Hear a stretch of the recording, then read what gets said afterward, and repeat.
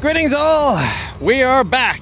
We're back and at it again and sweating. It's very hot today. It's a hot, hot summer day here in Oshawa. By Canadian standards. By Texan standards. I'm sweating. There's a reason I've gone for the broad-brimmed hat this time. Well, we are here at Aquino Tank Weekend for their 10th annual Aquino Tank Weekend. So this is the Ontario Regiment Museum's annual event. Of course, there is an issue with the naming. We'll come back to that in a little bit. But every year we have seen fit to come up here and take part in the festivities. They're a very welcoming crowd. Oh, indeed they are. They let us get behind the scenes, as some of you may have seen on the TikTok stream yesterday, crawling all over the tanks, meeting all the reenactors. Driving the tanks. This one here, we're going to have a couple of VTs that we pre-recorded that we're going to throw over to you, and I think you're going to enjoy. But it also gives you an idea as to just the level of cooperation we have here with this crowd. For those of you not hip on the lingo, a VT is a video transition. So we do have some pre-recorded videos for you. One where I'm learning to drive a CVRT, the Scorpion to be specific. The chieftain sanctioned it, and of course the folks here at the Ontario Regiment Museum oversaw everything and made sure everything was safe. So that's an exciting one. We're going to have a Gulf War reenactment, highlights from one of the reenactments that they had previous or earlier today. A couple of history videos. Yep. We got a couple of guest spots from other musea. I guess one of the things all these guys all want to know, at least if you're watching us on Twitch, if you're watching on the Ontario Regiment YouTube channel, it's not going to be so valid, but they want to know about drops. They want to know about drops. Can I tell them about special guests first? You can also tell them about special guests. All right. We've got a ton of special guests lined up for you. They're going to be joining us here in the Crow's Nest, as we like to call it. We've got Maximus, we've got the Funker crew, the Funker 530 crew. Cone of Arc. And Cone of Arc. And then, of course, you'll get to meet some familiar faces from the Wargaming team. We even have our friend Tanksers from the Watt Modern Armor team out. So for all you console players out there, if you happen to be tuning in, we got a little something for you too. And then of course Lottie, the Tank Whisperer, came all the way from Australia with her business partner Peter, and she will be joining us on set too. Now, we do want to talk about the drops, because obviously if you're watching on Twitch, those are going to be some goodies that you get all along the way just for staying tuned. After 30 minutes, after 60 minutes, after 90 minutes, there's going to be some good stuff. Check out the graphic on the screen for a little breakdown of what to expect, but you'll see there's some premium consumables. We even have some mystery drops. Those are going to come after 90 minutes, and they do include some premium tanks. I believe there's going to be a Centurion. I'm going to have to check my notes, but there is a chance that maybe one of you or a few of you will be getting a mystery drop in the form of a premium vehicle later today. I can break down the full list of drops a little bit later, but I think we can maybe catch them up on some other activities related to Aquino in-game. Did you know there are missions this weekend? There are missions. Yep. We got other things starting tomorrow, but we'll come back to those. Quick heads up, I think the scheduled stream is 3 hours. Don't be surprised if it runs long. 3 hours or more. It's going to be longer. We've got so many fun things. And of course, right now we are waiting for the opening ceremony to start. So if that doesn't start on time, that means we get to banter more. We get to banter more. So we got Aquino Tank Weekend missions. Those, I believe, end today. So if you haven't started completing them on Friday, you still have time. Hop in game. Get those rewards. I actually think Chieftain, one of the rewards from the missions is the Chieftain emblem? Yeah, it's inspired by the Chieftain's hat. So if you want to get the Chieftain emblem, it looks a little like his hat, and that is up for grabs when you complete those missions. What else do we have? We have the drops. Oh, we've got a couple of giveaways. I think I have time to give you a little hint as what the giveaways are going to be about, because we will be cutting to the main arena once the opening ceremony starts. We have a Battle of Aquino history trivia related giveaway. Later in the stream, Tragic Loss, who is in chat moderating. Hey, Tragic. Everyone say hi to Tragic. Thank you. Tragic. We're going to be putting a link to a quiz. It's a multiple choice quiz, and it is based on the Ontario Regiment Museum's rendition of the Battle of Aquino. They have a brief history page. That will be included in a link in the form itself. We're going to make it easy for you, because if you watch the stream, you're going to get the answers to the quiz. Or if you even just look at the page on the website. All the answers are there. You will have to answer the questions correctly in order to be entered into the giveaway, and then we will raffle off a few prizes. We have, I believe, 5 Ram 2 premium vehicles to give away, as well as some premium consumable packs. We will be announcing the winners of those giveaways at the end of the stream, whether it's in chat or whether Chieftain and I say them out loud. I don't know. We'll figure that out by the time we get there. I've always liked the Ram actually in the game. People don't give it much credit. Little tier 5 tank, but it's a lot of fun to play actually. It's a little cutie, and we always give it away when we're here at Aquino. We have like special Well, invite cards. There's not too many Canadian vehicles in the game. Ram is one of them. Sexton would be one of them. Speaking of giveaway cards, Oh, you just happen to have Look at hide these. behind here. Yeah, okay. the world's largest bonus code cards. We've got invite codes. We've got VIP codes. But the VIP code is actually really, really intriguing. These ones have already been used, by the way. Yeah, they've already been used. So don't even think don't try. about it. Go, type it in.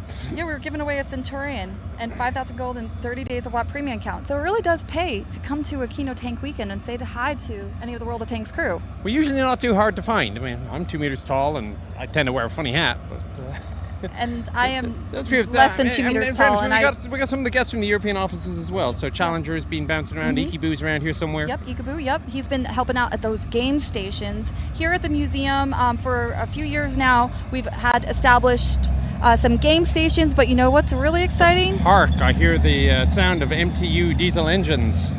So it looks like the opening ceremony is about to begin. Yes, let's take a quick look. We'll cut to Jeremy, the Tank Museum guy. He is our MC, Master of Ceremonies, and the Executive Director of the museum. You might recognize some of the faces in these vehicles, these leopards that are rolling out, some of those special guests, those influencers that I mentioned.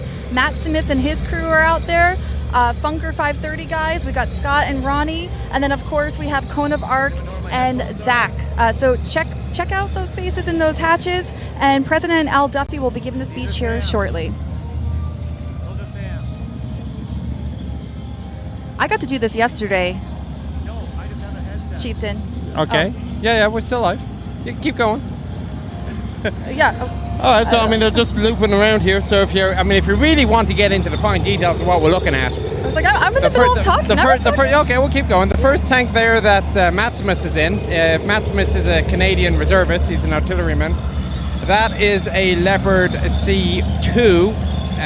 Basically, they kind of weirded. The round cast turrets tended to be the earlier built ones, but they were the second one in Canadian service. They would have gone on to see service as far as Afghanistan before they realized they needed better tanks. Looks like Cone of Arc is in the one flying the Australian flag there. Now they get people to fly in from all around the world, including we mentioned earlier Lottie, which we'll be bringing her on later. So we even have Falke. He is a community contributor for one of the South American community. Oh, yeah. That's true. Yeah. So he's out there. You may recognize him. So just give him a hearty hello and chat. There's a Belgian Leopard running the World of Tanks flag. Those show up everywhere, Belgian Leopards. Okay, Matt Smith is obviously having a good time. Always having a good time. He's a Brit. You know that? Yeah, he lost the accent a long time ago. He started off in the Royal Electrical Mechanical Engineers of the British Army. Yep. Decided he missed the military life and joined the Canadian Armed Forces. Well, that'll give us a wave here. And swapped his role to artillery. I guess you guys will be the judge if he lost his accent. Yeah. I don't think so. So it's another, looks like a C2 there with the Funker crowd. And lastly is, well, it looks like a Leopard C1. It's actually a fake terror, but shush, we won't tell too many people that. It was a driver training vehicle that they, because they couldn't find a C1, an actual C1, that they made a new turret up top. But then we're burning a few dollars worth of diesel here. It's worth it. It's for a big show right here, right? I was walking through. They're all lined up yesterday, and it was just like being in an actual military motor pool with all the tanks revving, ready to go. Ooh. Okay, it looks like we're going to hand back over to Jeremy now. Yeah. They're going to do their choreographed ballet routine. You've never seen leopards do it. Today's the first time. Let's see. I saw a tank ballet once at the Russian tank biathlon. It was awful.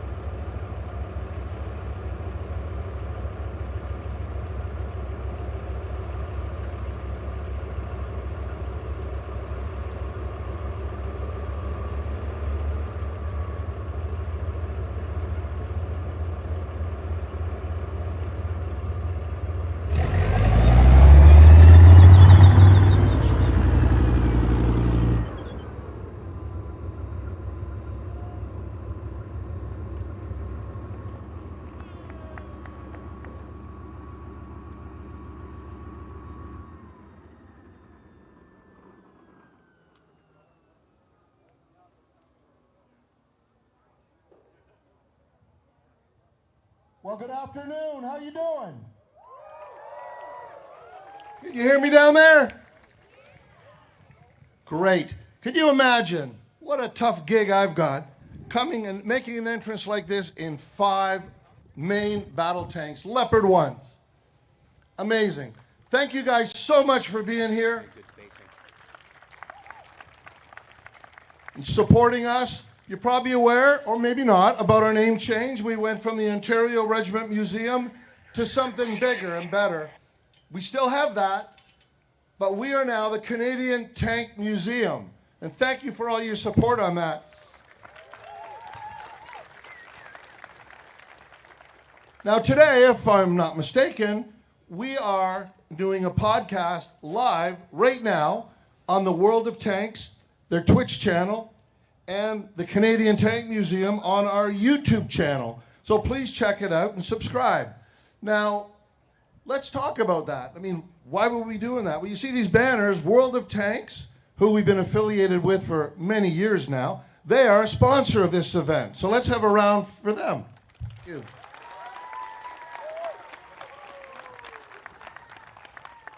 Now, we're a little different. We're a little different than other museums.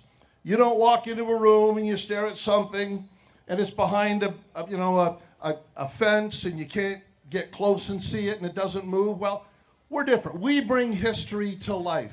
You're going to see reenactment out here. You're probably looking at the back. Look at the different reenactment group encampments out the back.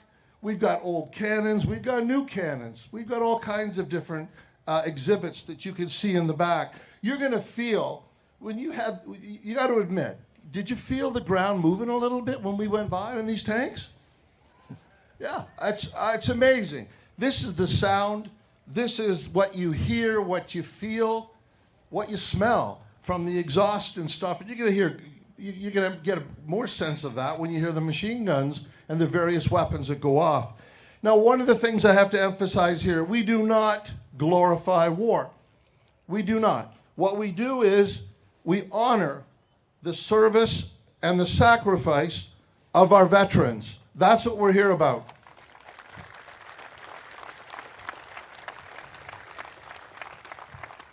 Now, how does this work? Would you believe me if I told you that we had 160 of our volunteers that came together today to put on this event? We have 3 full-time staff members, and that's it. We have over 200 total volunteers. And if you're interested after today and you want to visit our recruitment, our enlistment booth, we're more than happy to bring you onto our band of brothers and sisters. So it's a great group. We get involved with military exhibits and displays such as this. During the summer, we have Tank Saturdays this is the big event, but during the summer and the other months, we have a Tank Saturday, where it's a little smaller, but it's still the same type of thing. Now, today, we have volunteers that have come as far as Australia, United Kingdom, and the United States. Some of them are helping turning a wrench, some of them are driving the vehicles, some of them are in the admin side on the back end. But we bring it together. We're truly, I believe, an international operation, an international museum. And as such, we should have a national identity. So we have in the back, there's different, I mentioned historical encampments. We've got all kinds of stuff, different wars, different countries in the back. And there's a section, you've probably seen people with remote controlled tanks running around here. Well, there's a whole section down there. If that's of your interest, they come in, they groom the lawns, and they put a little village down, and they've got all different scales of models over in the far corner by the 420 wing. So please go over and give them a visit. Now, we have 2 main battles, and this morning we had the Gulf War. And the Gulf War reenactment was a little different than most kind of reenactments. We had the original veterans, we had 14 of them this year, come over from the UK and get in the exact vehicles they were in before. How many of you here saw that exhibit? Saw the encampment? Wasn't that cool meeting those gentlemen?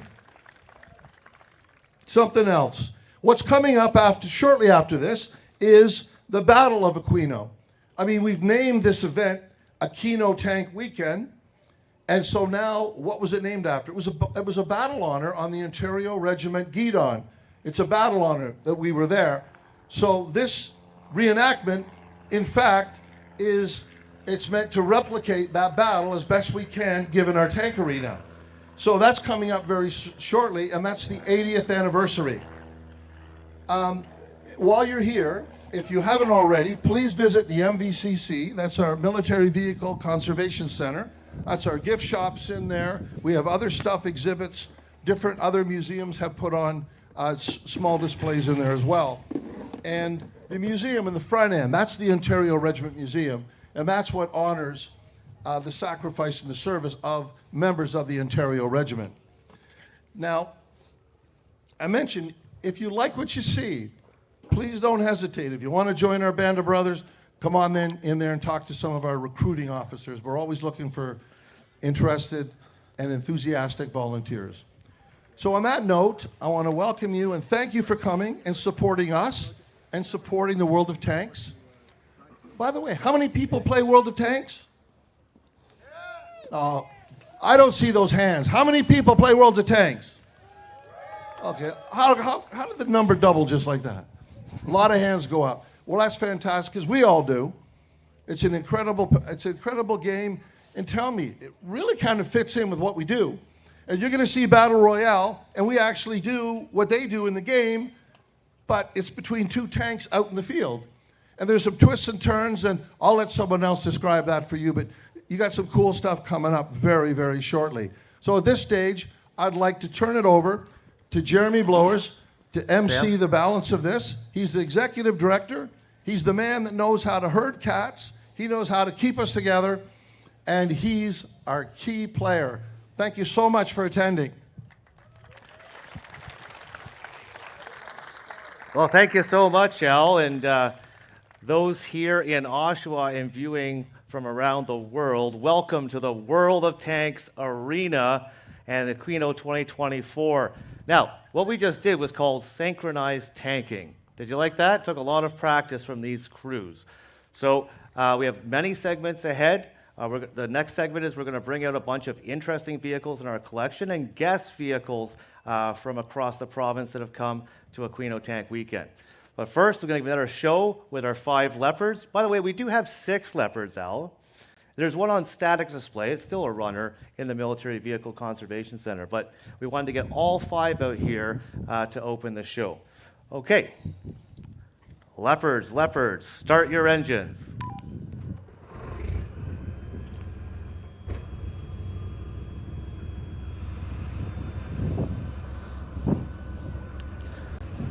I'll be back in just a moment here in the arena.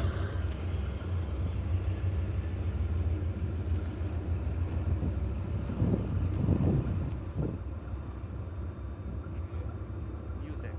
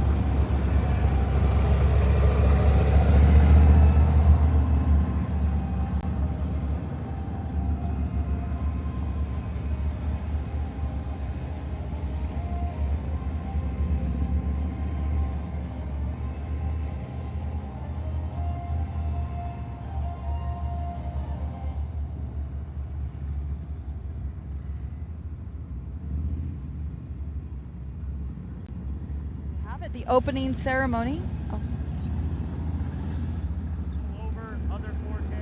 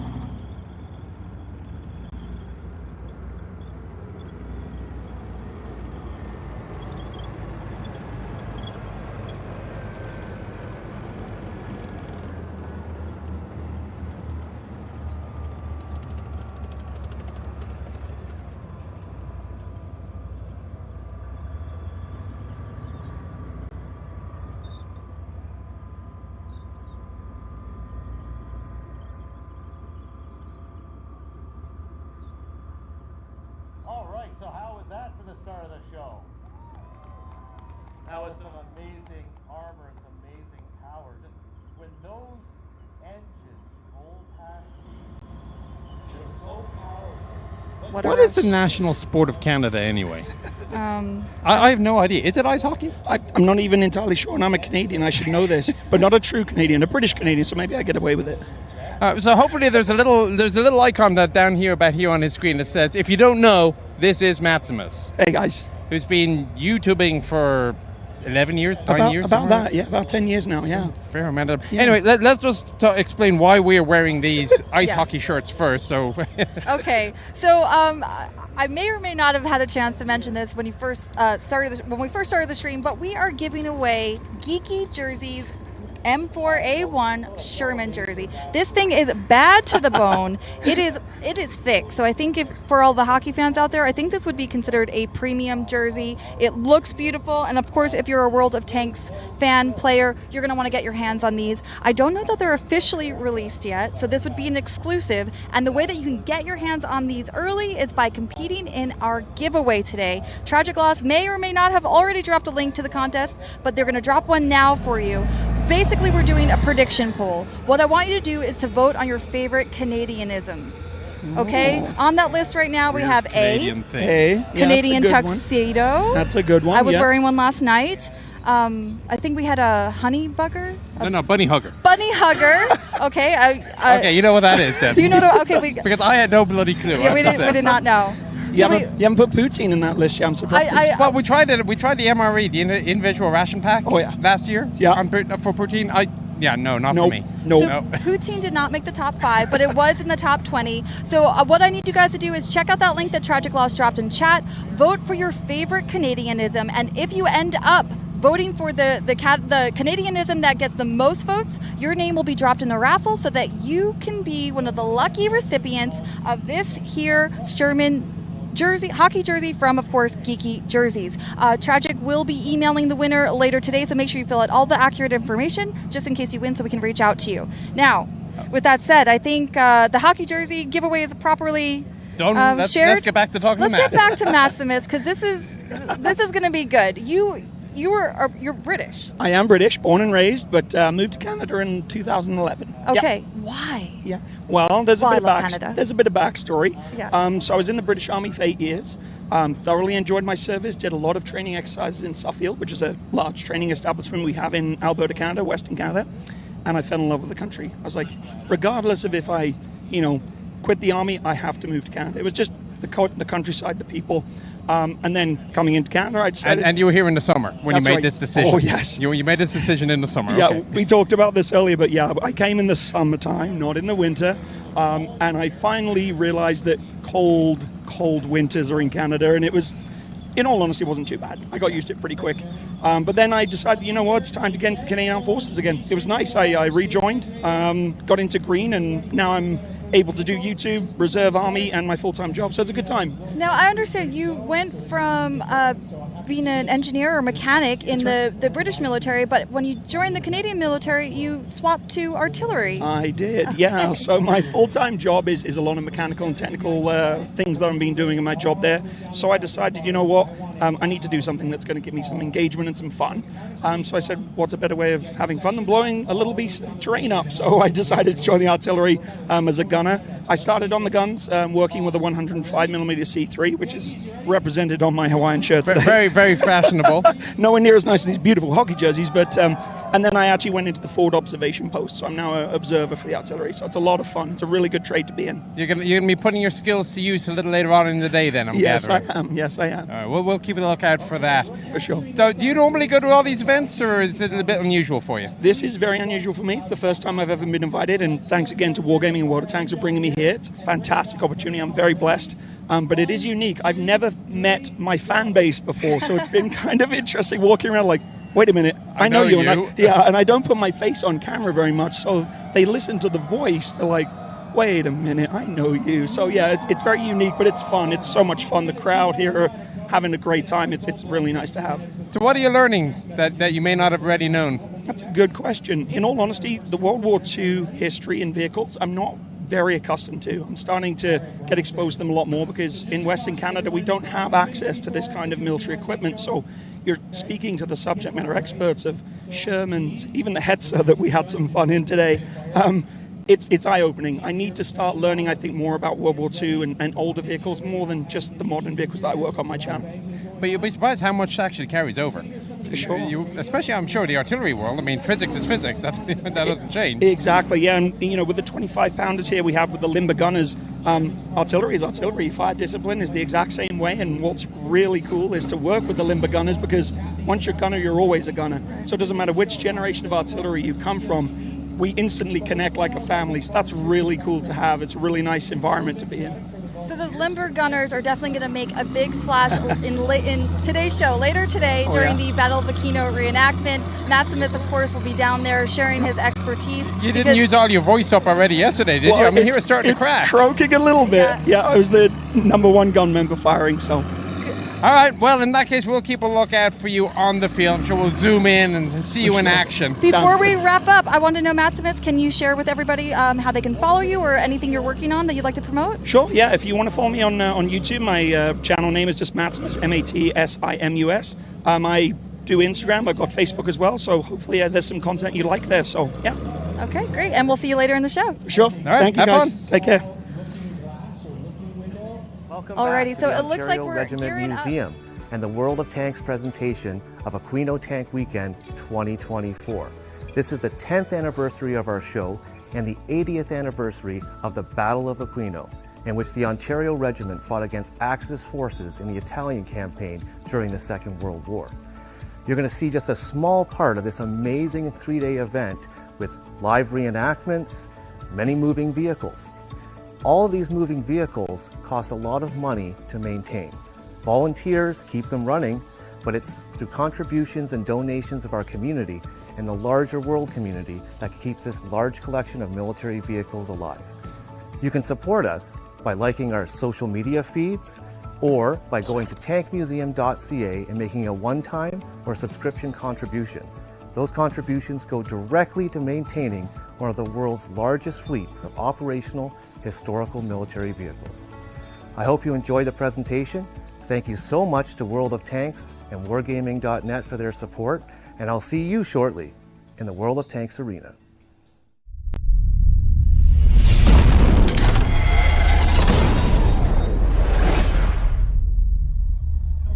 Well, I tell you, those ice hockey jerseys are heavy enough. They are insulated, that premium geeky jersey material, and I love it. I'm taking that one home with me. Believe me, it actually is quality stuff. I'm looking at the stitching and so on. I mean, it's very, very good stuff. It's just not something you really want to wear in 28 degree temperature. Is that 82 degrees? I don't know, they speak Celsius around 85. here. It's hot. We're sweating. We're excited, and we're about to see some more tanks out in the field. As a matter of fact, Chieftain, It's a Meet the Tank segment. Yeah, I like this segment. you're in this segment. Yeah, okay. I'm going to have to vanish and head down there. They're going to give me a microphone. I'm going to talk about one of the tanks. Yeah. But they're going to have a whole series of guest speakers talking about individual vehicles. So yeah, this is our chance to highlight some of the showcase vehicles here, including the Sheridan. I think you'll be speaking about the Sheridan. We have Richard the Challenger Cutland, World of Tanks' very own, talking about the Chieftain Berliner, and many more. You know, I think we're over talking off cone of arc. I think is at it right now. So when okay. we cut the cone? So let's throw it to the field. Essential ambush predator against things like T-34s. But this isn't a tank want me to in put the this sense on? of something like the Okay. Leopard. You're not going to be chasing people around with this thing. You'd get yourself killed that way. This is meant to sit in bushes, lurk, wait for something to come and fire. Basically like an anti-tank gun, just on tracks. And you really wouldn't want to get shot in this thing. I was in this yesterday and earlier today, and you'd be pretty screwed if you were the driver. You got to wait for two guys behind you to get out, and then you can get out, assuming you're not injured and there isn't something on fire. So, although this is a successful vehicle, unlike a lot of the other late war German projects, which became very complicated, very heavy, this one was successful despite its flaws. And I think that makes it a very interesting vehicle, and it's an awesome one to see on display here. So this one is technically not a Jagdpanzer 38T, it was a G13, but it was built out of some Jagdpanzer 38T parts, and then it was basically reconfigured back into the Hetzer configuration here. So this is essentially a true Hetzer, although technically it's a G13, in case any of you are curious. So as you can see, you almost lose sight of it as it's moving past those bushes back there. That low profile was really crucial for this vehicle because obviously you don't want to get spotted for all the reasons I mentioned.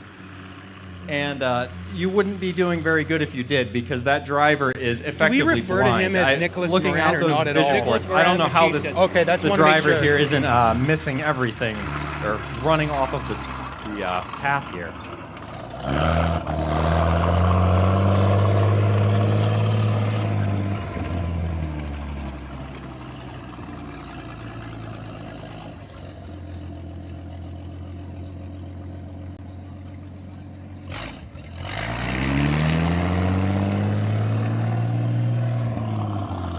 So if I walk out here, I can show you. This is where the driver's going to be sitting. You can see this is his vision port looking out front. Then you're going to have the gunner immediately behind him, basically giving him a hug. And then you've got your loader sitting here who's having a dandy old time trying to load the gun over top of it without hitting the commander, who's going to be sitting here where you see these two little snail-looking eyes. He's sitting right here. And then you've got all sorts of ammo loaded in. That hand mic? It's a miracle they were I'm able gonna to give be you as that hand successful mic. as they were. I'll introduce you and we'll come But right out with the yeah, hand that mic. is about all I have to say about the Hetzer today. I hope you guys have a he can great come out here rest if of you your want. You can come out day, here. and I hope I taught you something, because this is a fantastic vehicle. And if you guys can get a closer look at it later, I highly recommend it. I'm going to bring in the mic But out there. That's it for me. Thank you all for coming, and have a great rest of the day.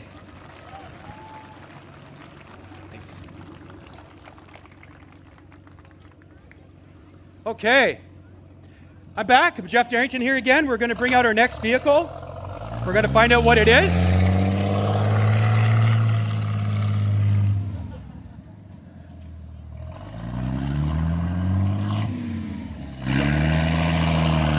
Okay. Got me?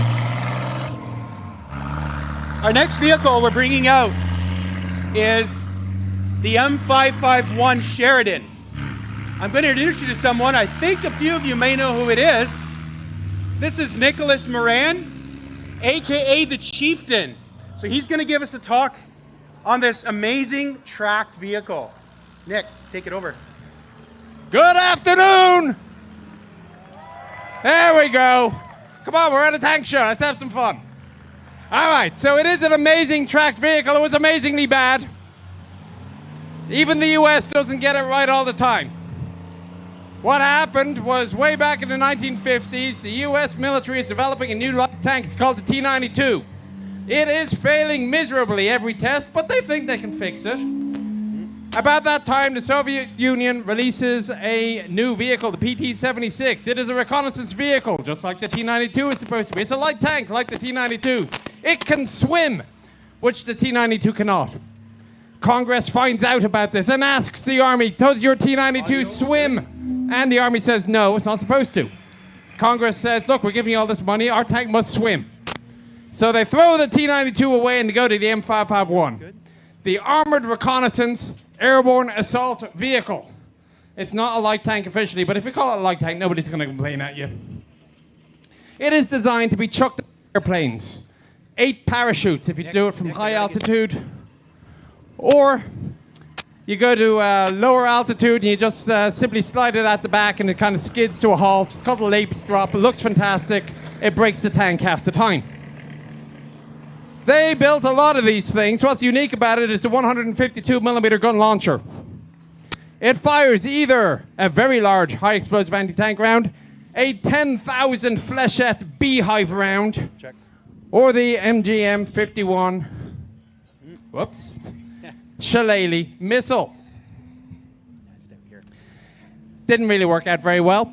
After they built, about 1,200 of these things, they were all removed from service. With the exception of a couple hundred that went to Fort Irwin, they made them look like enemy vehicles. They became the OPFOR. And one single company that stayed with the 82nd Airborne. Jeremy, the Lab 3, you call it a... They saw service RWI. mainly in Vietnam. This particular vehicle was acquired by the museum in 1996. When they opened it up to do some repair work, they found somebody had dropped a wrench down the bottom of the engine bay. Remote. And it's too much work to get it out, so they left it there. It had markings on it for a unit. Weapon system. That unit was the 11th Armored Cavalry Regiment, the Black Horse. I went to Black Horse, went to Afghanistan with Black Horse as it happens. And you're going to see the markings on the front there, 1st of the 11th Cav. The Black Horse, that's where they came up their motto, find the bastards and pile on. We're not very polite in the Army. Eventually, they got modified for the armored cavalry configuration. So you see the bird cage, they called it, up where the commander's caliber 50 is. There are 20 rounds of HE or canister inside and an additional 10 missiles. It is incredibly cramped in here. It could swim. You'll fold this bow plate forward.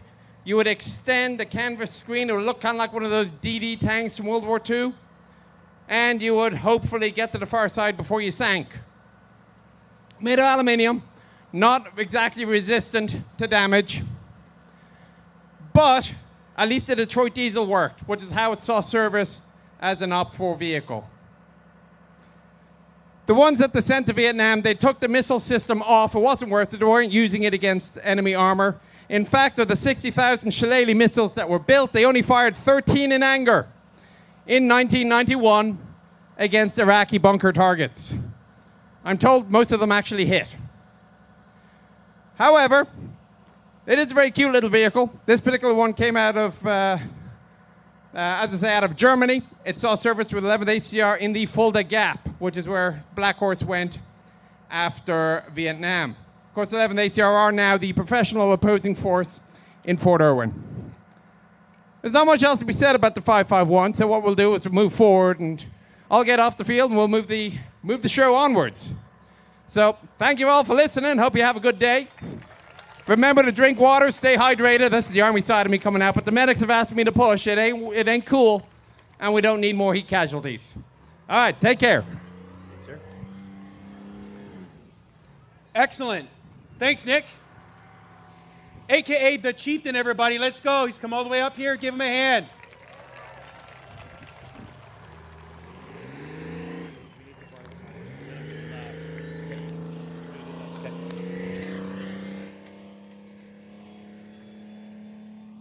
So did everybody hear what the Chieftain said? Can you believe that floats? Well, not like a boat, anyways. I would imagine everybody knows that if that thing's going to move in water, what's it got to have? A very well-maintained engine to move the track, to propel itself forward in the water. So when someone says they have a tank that they put in the water, it's pretty, it's a hard thing to really realize that these things could do that. Be good? Good. All right, next up, we're going to have another vehicle here. We might get one more lap of the Sheridan. We're just going to see here.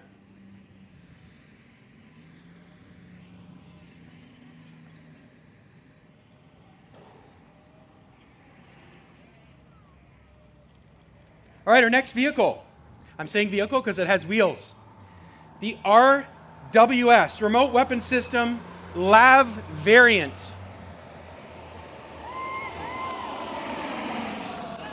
So I have someone special here to introduce to you.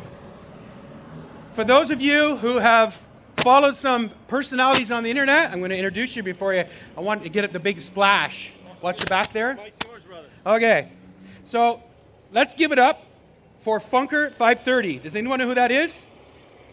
We're thrilled to welcome a very special guest. He's a dynamic and knowledgeable host of Funker 530, which brings closer to us with his military experiences through his experience, insightful commentary, and additionally, he captivates audiences on his History TV Military Mysteries. Exploring the fascinating details of military history, please join me and give me a huge round of applause for Ronnie Atkins. All right, I think you might be on mute. I'll just double check. Green. Do check. Welcome, Oshawa. Come on, come on, come on. Loud, loud, loud, loud, loud. We're just getting started. Yes. So I just rolled up in a Lab 3. I called it an Uber. I asked if they'd let me ride in it because it actually is very personal for me. I am American. This is not something that I ever rode in. I rode around in a 4x4 Toyota Land Cruiser in Afghanistan. But there's a gentleman sitting right over here with the camera. We're running quick down this. That's Funker. He started our YouTube channel, Funker 530. He is a Canadian Forces veteran, and that was his Uber. Now, we're going to talk about the lab specifically, and specifically about this one, but I want to give you some history because it doesn't look very much like it has a whole lot of capabilities on it, but it's not about what's on it, it's about what's inside of it. Right? 33 of these labs, Lab 3 specifically, were designated to have their 25mm M242 Bushmaster machine guns taken off. Now, why in the world would you take a 25mm Bushmaster chain gun that fires at up to 200 rounds a minute of either high explosive incendiary trace or armor-piercing ammunition? Well, typically, it's got to be something bigger. And they decided they were going to put missiles on top of it. Specifically one, though. The package that these 33 were meant for was the TOW under armor package. What is the TOW? The TOW is an anti-tank guided missile. It stands for two-launched, optically monitored, wire-guided missile. More specifically, a semi-automatic command line of sight guidance system. Here's the problem when they did that. When they put those TOW missiles on top of this thing, what you did is you only gave it one shot. Once you fire that TOW, you've got to exit that vehicle and reload it. Well, that doesn't do very well from an armored personnel carrier perspective. So what they decided to do was install the Nanook remote weapon systems. That's what you see on the top with the machine gun sticking out of it. Right now, this is in a configuration with the C6. Who knows what a C6 is? Okay, a couple. I'm assuming some veterans in the crowd that might have run a C6. Funker himself was a C9 gunner. The C6 is a 7.62 by 51mm general purpose machine gun. For those in the US, you might know it as the 240. The manufacturer might know it as the FN Mag. But it is also able to take the Ma Deuce, made by John Moses Browning. That's a 50 cal, fires a 50 cal BMG. It can take a Mark 19 40mm grenade launcher. The reason they wanted to deploy these with these remote weapon systems is they understood, first and foremost, that the TOW is an anti-tank guided missile. How many tanks did Afghanistan have? They didn't have any tanks. Why do we have anti-tank guided missiles on it? So we needed more close-in protection. We needed to be able to protect the real capability that car in coming the up? Lab 3s. That's who's climbing out of the back of this thing. That car's not coming out, is it? You're going to have 7 absolute highly trained infantrymen rolling out of the back of this mechanized infantry that are going to get on target, establish fire superiority, maneuver, and accomplish I didn't know the that because I didn't have that in the list. With this lab specifically, okay, now I got to get my head around this is one of 2 very, very rare instances. The majority of these that had been converted to the RWS from the TOW I'm just going through my head here. CMP actually fat had used their to pull RWS removed and oddly the 25 placed pounders on in a limber Canadian gun. ships. So this is one of 2. It field itself artillery tractor. was at Canadian Forces Base Gagetown and made its way up here to where we are today. I am so pleased that I was invited to come up here. I'd like to personally thank World of Tanks. The opportunity to actually meet these veterans and see the serial numbers that they were actually piloting in combat is something that I just could not have expected otherwise. That is unique to this museum, and I really hope that they'll invite me back. Please give a round of applause for the museum, for these veterans that are out here. Thank you very much. I'm Ronnie Adkins. Thanks, Ronnie. Yes, sir. Awesome. That's right. Give him a good hand again. Okay. Roll out.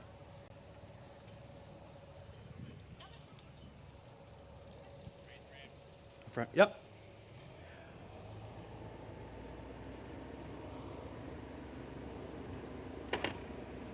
Ramp clear.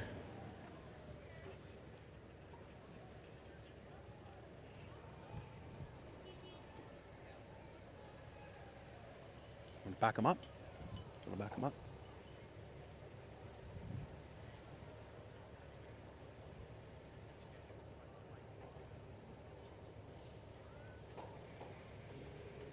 Okay.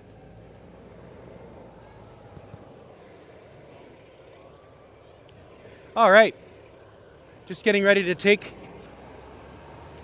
All right. We might see one more lap, but we might have another vehicle coming out here now. How's everyone doing out there? Pretty good? All right. Got something very unique coming out here. We're just going to get the lab off the field here. You'll see it moving up the backstretch.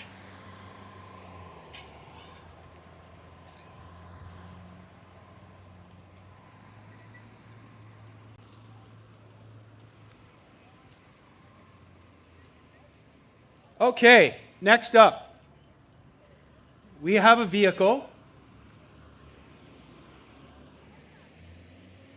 that is right-hand drive. It is a CMP FAT. You know, see Frank Moore is one of our volunteers driving it. It is known for pulling the limber and the gun, the 25-pounder, which you might have saw in the show before. We've got them over, and you'll see them later in the show. This vehicle is four-wheel drive, excellent in terrain, can pull a fairly heavy load. And as we bring it around here, you'll notice the guys have been in this for a little while, and you'll notice it's solid metal roof. That's a little warm inside there in this heat. I don't know if you know what it's like to be in a vehicle like that, but if you get inside and sit in there for a half hour or 20 minutes in this heat, it's worse than being in a sauna. At least you can leave a sauna, but when you're at Aquino Tank Weekend and you have to wait to come out onto the stage, you're going to get hot in there. So Jeremy, I'd like to give you an opportunity to talk about the CMP a little more. Thanks, Jeff. And they just want you to check out your mic while you're over there. So the CMP, what is a CMP? It's a Canadian military pattern truck.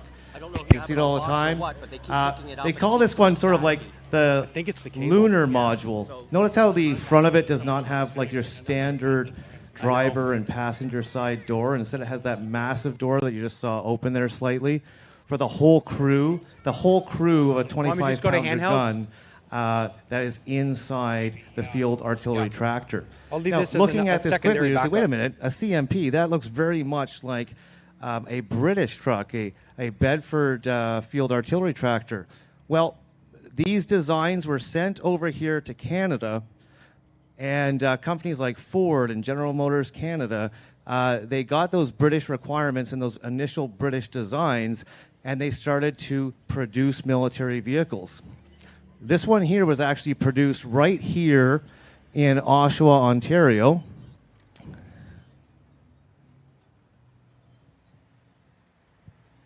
This one was actually produced right here in Oshawa, Ontario by General Motors.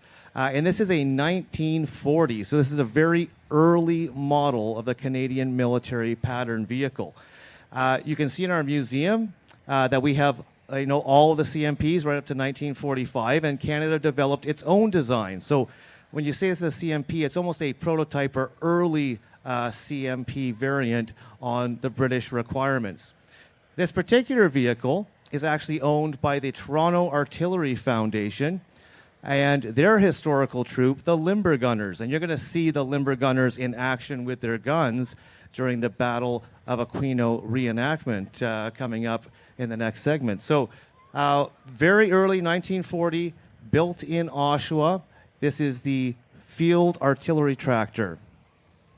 And let's hear it for Frank. Frank, who's in there, has been working on this vehicle for months to get it ready for the show. If I told you the engine was out of that last week, this is the type of commitment and volunteers that we have here at the Canadian Tank Museum. In our museum, there's a great variety of different vehicles, not just tanks and armored vehicles, because, Al was saying about how massive the operational collection is. We have the Jeeps, we have the trucks, We have the field artillery tractors, the carriers, all the vehicles that go along with the tank that you'll find in our museum.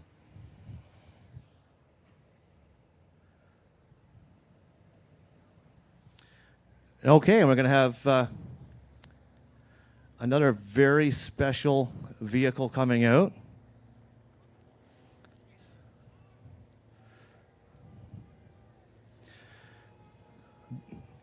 This CMP, they're also called a quad because they're four-wheel drive. We'll just have the quad go by one more time before we get to the next vehicle. Just so everybody in the stands can see it.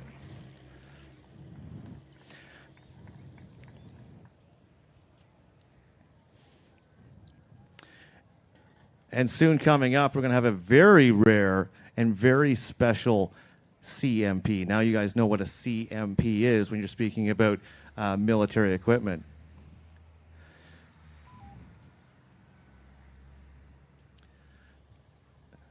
Surprising figures. In Canada, over 800,000 military vehicles were produced during the Second World War. 800,000. From Canada as an industrial base, actually was a fairly small country.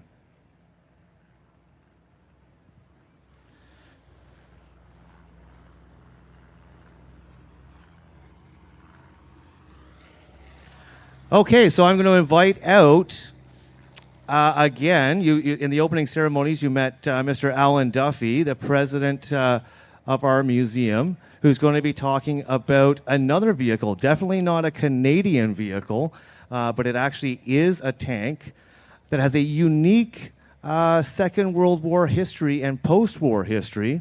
So if you can give it up right now for Mr. Alan Duffy, president of the Canadian Tank Museum.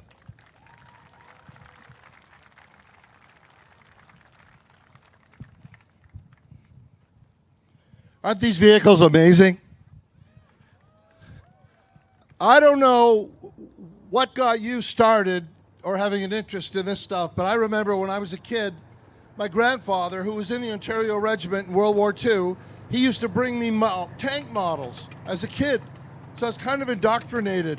And he bought me one of these models.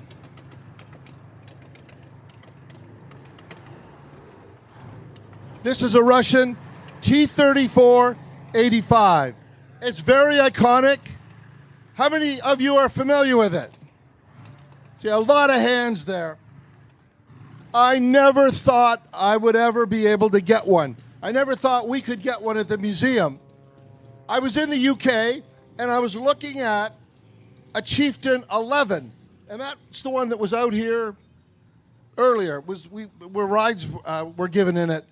And I went in, I saw this Chieftain 11, and then to the left of it, I saw that. Well, I cut a deal on both of them, and we brought them both home from the UK to here.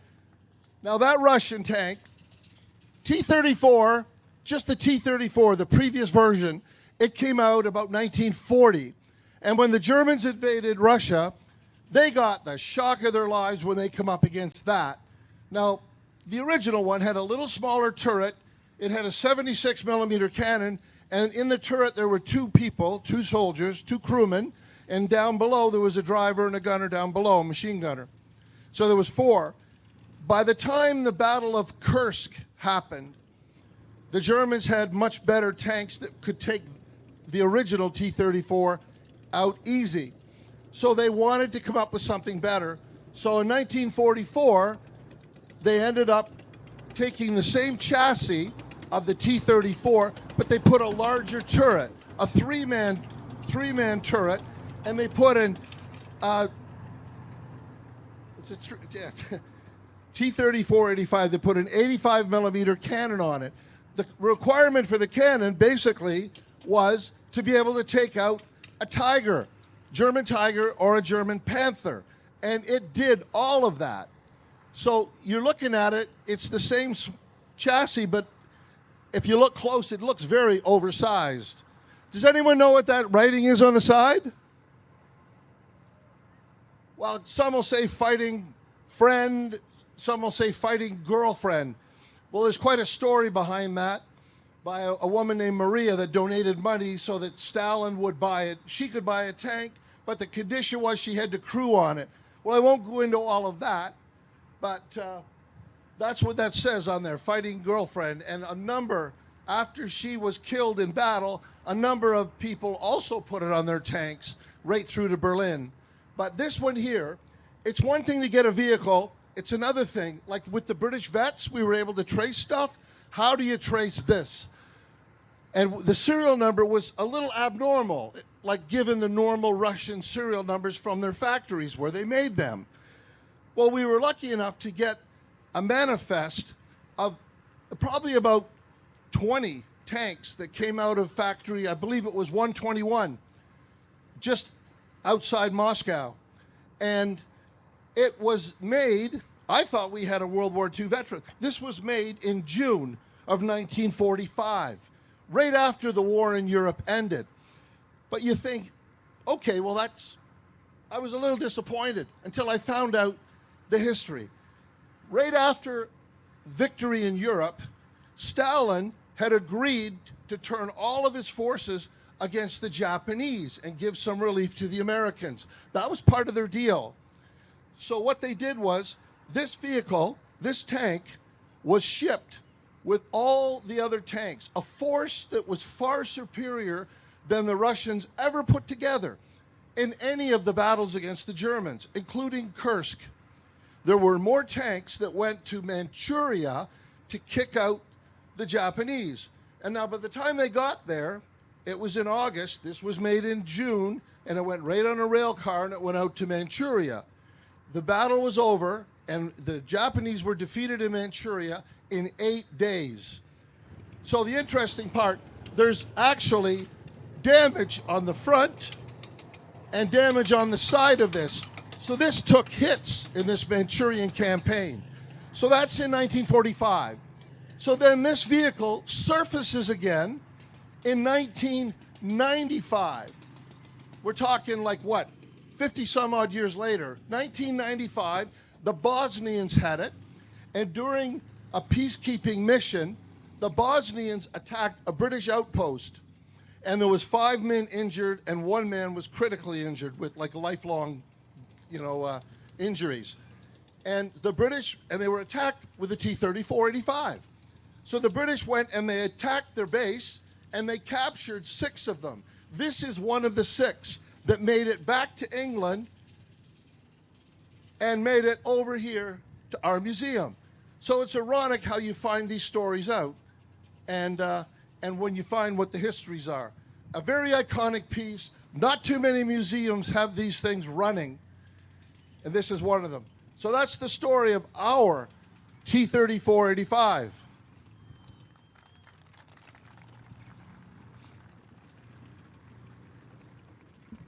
Thank you so much, Al. Just going to get the tank to get one more circuit of the arena so everyone can get a good look at the vehicle. Very simple in its engineering. But now at the age of this vehicle, we're finding it more and more difficult to maintain.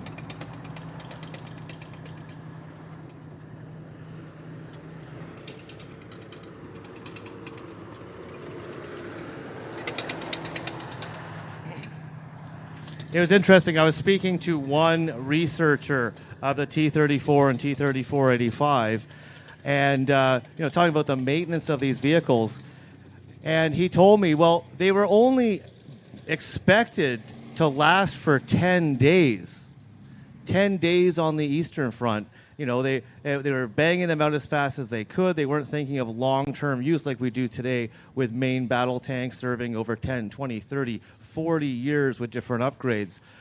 So for a vehicle that was made to come out of the factory with an expected life of maybe 10 days, it's amazing to almost 80 years later see one of these things running.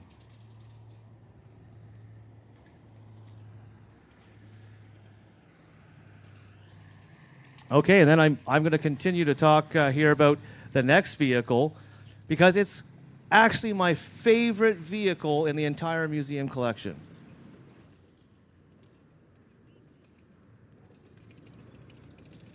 And a vehicle that we actually just acquired in the collection last year, September in 2023. Let's send out the GM Fox. Now, this is obviously not a tank. This is an armored reconnaissance or armored scout car. But it's also a CMP. Remember we were talking about the Canadian military pattern trucks. I bet you there's some in the comments there on the stream saying, no, wait a minute, that's a Humber scout car. But it isn't. Just like with the Bedford FAT, those requirements for those vehicles, many of them that were lost at Dunkirk, and the British Army had lost a lot of their capability with the fall of France and losing a lot of equipment, they sent to Canada plans to build a Humber scout car. And Canada looked at the plans and said, well, how can we build these as fast as possible? And decided to build them off of a chassis that was already available, and that was the chassis of the Quad, the FAT, that you had just seen previously. So if you look at the wheelbase, it's built on a Quad chassis and built with components that were available here in Canada and in North America.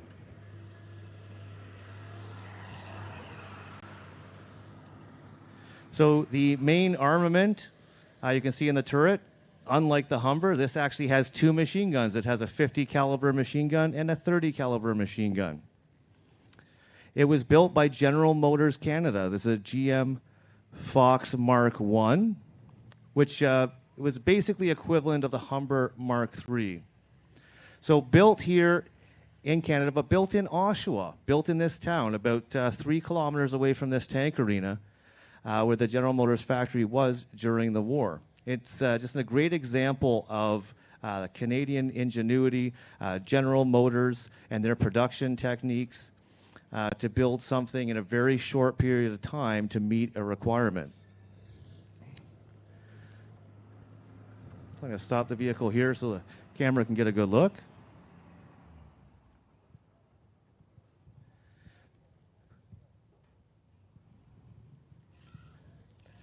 So there's something exceptionally strange about this vehicle, and you'll see that when you get close to it, when it's over in the tank park later.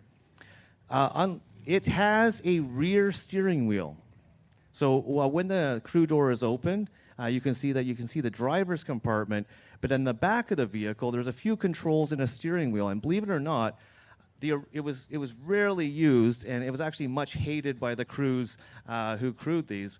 But the idea was that they could use the rear steering wheel and controls to back the vehicle up and get it out of a situation. Very strange design. But there's something else about this vehicle. In this museum and in museums all over the world, there are examples of vehicles. But this is a rare example for a Canadian museum because much of our equipment was left overseas. This vehicle is actually a veteran of the Second World War in the Italian campaign. So this was built in September 1943, General Motors Oshawa, and was shipped to Italy. We're not 100% sure at this time that it actually served with the Canadian Armed Forces. The Canadians only used about 23% of the equipment that we built. We gave a lot of it to our allies in the Commonwealth. But it returned home to Oshawa in September 2023, 80 years after its deployment. So you're not only looking at an incredible example of Second World War Canadian military technology, but you're looking at a veteran, something that was actually there in the Italian campaign. You can see that it has that bubble camo all over the sides, and in the Second War, the veterans used to call that Mickey Mouse camo. Can you see why? I'm going to let the Fox go around a couple more times. There was 1,406 of these built, and although there are a few hulls lying around, there are only 7 complete examples known in the world. And this is the only running example in Canada. So only 7 of these, a super rare vehicle, though not a tank, important to our production history, our Second World War contribution, and we are just so happy to have this in the museum. It was actually a charitable foundation, a family foundation, that donated the funds so that we could bring this back home to Oshawa where it was built. And you can learn more of that on our website. The vehicle itself is actually not very well known. Okay, well, we'll move on. I'd like to introduce our next speaker, who's going to talk about a tank, a big tank. Sam Richardson. He's also a full-time employee of the museum. If you could welcome Sam. He looks after the Ontario Regiment Museum and also curates all of the information on the vehicles of the Canadian Tank Museum. And Sam is going to talk to us about our interesting Canadian Centurion. Thank you very much, Jeremy. How are we doing today, everybody? Are we having a great time? All right, excellent. Now this 52-ton behemoth that we see rolling out here, it's perhaps a poetic story in the sense that such an iterative design on the concept of the tank in the first place, being made in the original home country of the tank in the first place, the United Kingdom.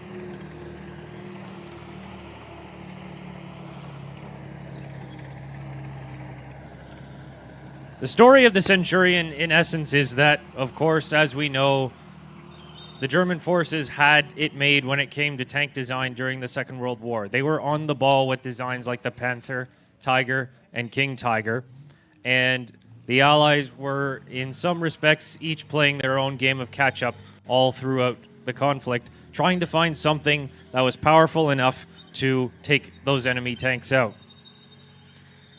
And the British Army, for its part, tried a few different options. The 17-pounder gun, highly effective weapon. Thicker armor, always useful. But yet, there were not often many available engines that could actually move such a massively armed and armored tank along at any reasonable speed. Sometimes with a heavy tank of this size, you'd have been lucky to get up to 25 kilometers per hour out of it during the war. However, there was this ingenious idea to borrow from the Royal Air Force and convert the Rolls-Royce Merlin engine that powered the Spitfire and the Lancaster into a tank version, the Rolls-Royce Meteor, which put out 650 horsepower. Now, for the first time, there's a very strong, robust tank engine that can drive along such a huge, heavily armed and armored tank.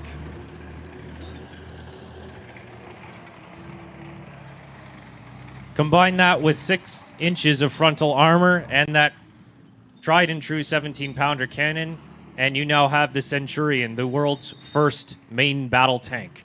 You've done away now with the light, medium, and heavy weight classes where there always had to be some compromise between firepower, armor, and speed. And now you have, for the first time, a balance of the three to some extent. You had that 17-pounder cannon, the armor, and now a top speed of 35 kilometers an hour. Now, sadly, the Centurion actually made it to the former combat zone only slightly too late to participate in the war. But all was not yet lost. Only 5 years later, another war broke out, this time much further away in Korea. And the British Army deployed as part of the United Nations response, and they brought along their Centurions, now upgraded to the Mark III with the even stronger 84mm 20-pounder cannon. And they ate North Korean T-34s for breakfast. They were also well known for their strangely adept skill at climbing very steep hills, which Korea was absolutely full of, being very mountainous.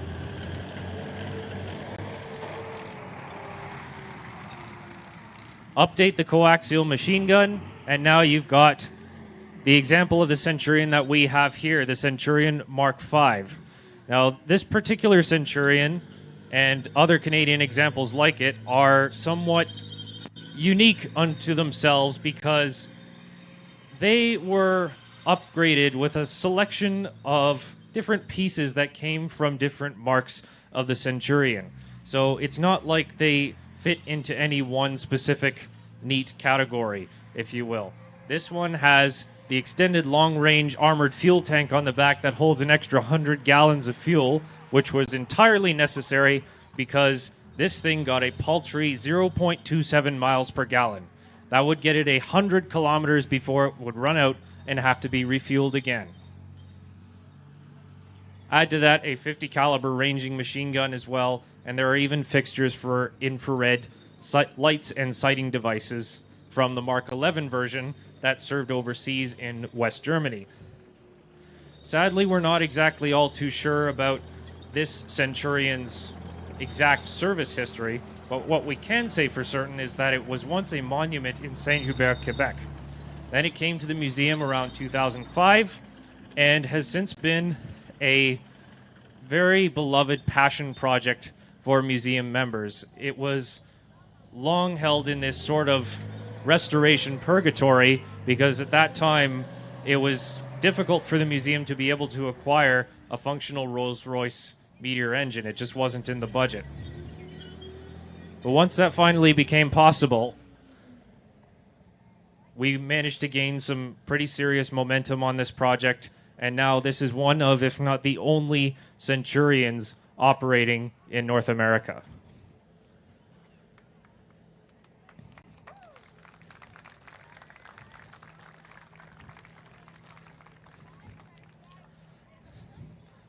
All right, that is all I have to say about the Centurion for the time being. Back to Jeremy. Thank you very much for attending Aquino Tank Weekend. Enjoy the rest of the show. Thank you so much, Sam. We're going to hear from Sam a bit later on the history of the Battle of Aquino, and he'll be narrating that Second World War segment. Yeah, quite a beautiful vehicle. And once again, years and years and years of volunteer time to turn something that was a monument back into a piece of living history. So we're going to, I'm going to turn it around again, get him to come around the arena one more time for you, and then we'll have our last vehicle in the Meet the Tank segment.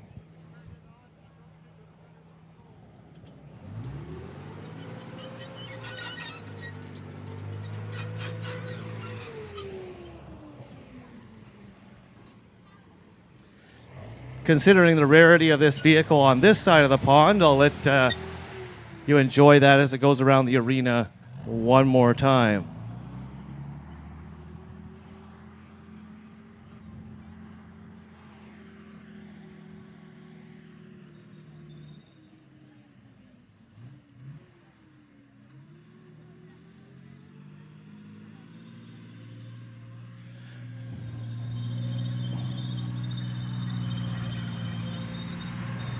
Our mechanics and tankies here, not only, as you can see, got the turret operational, but believe it or not, Malcolm, one of our head tank restorers on this vehicle, he actually got the stabilization system to work. So quite an incredible restoration on the inside and the outside of this vehicle.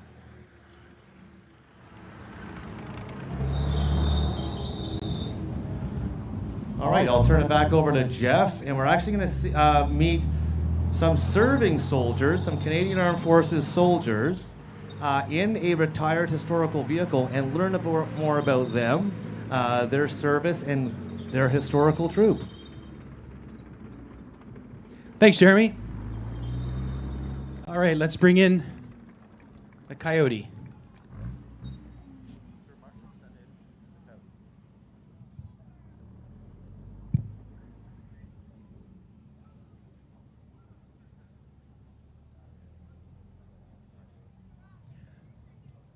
Everyone in these stands, you'll see if you look to your right, we're going to bring out the RCDs, which are the Royal Canadian Dragoons. This is their LAV 2, known as the Coyote. And you'll see they're moving along pretty quickly here. You'll notice their flag on the back, floating in the air. We're going to bring them up here, and we're going to have a little chat with them here. I don't think we're going to have troops inside drop out, but we're going to bring them in.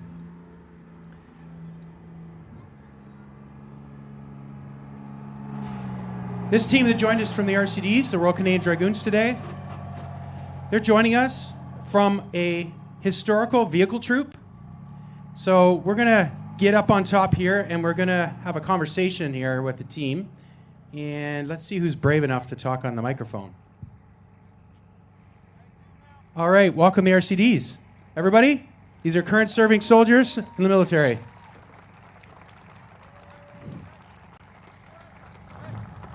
How you doing? Good, good, thanks. Welcome. Introduce yourself. All right, I'm Trooper Hardrace with the Royal Canadian Dragoons and the historical vehicle troop that our unit operates. Here we have brought you a Coyote reconnaissance vehicle. It's a vehicle we only retired very recently.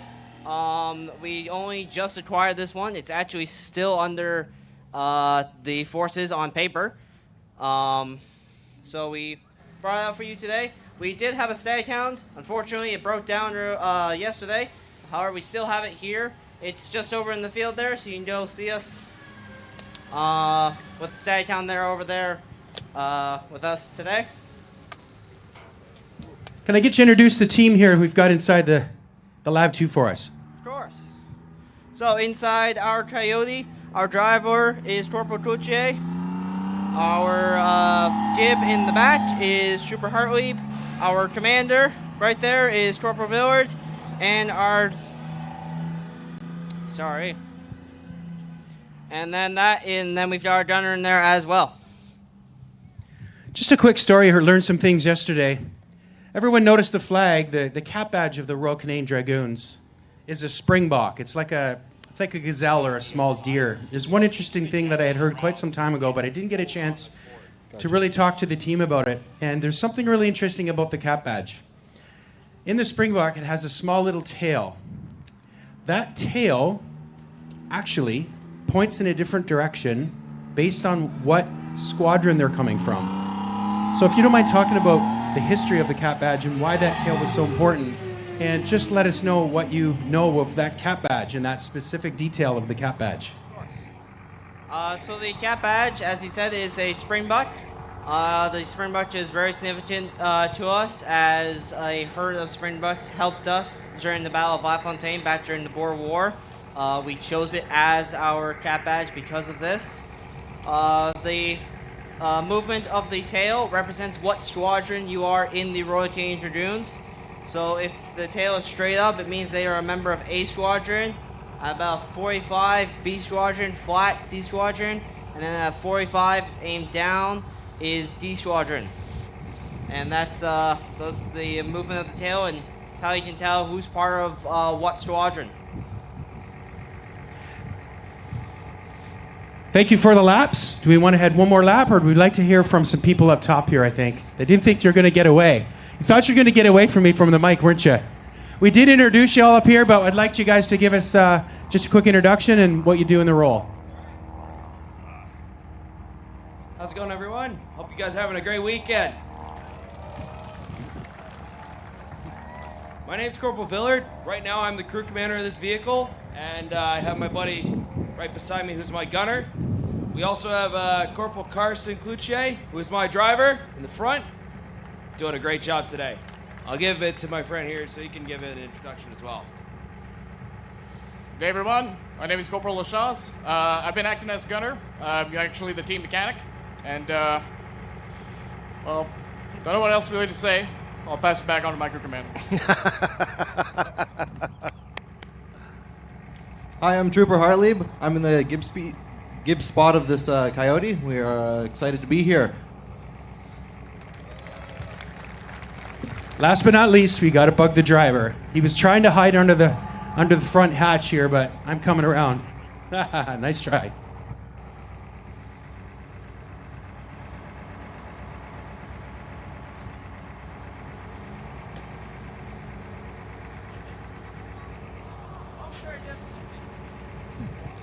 Just making sure that we're in park, right?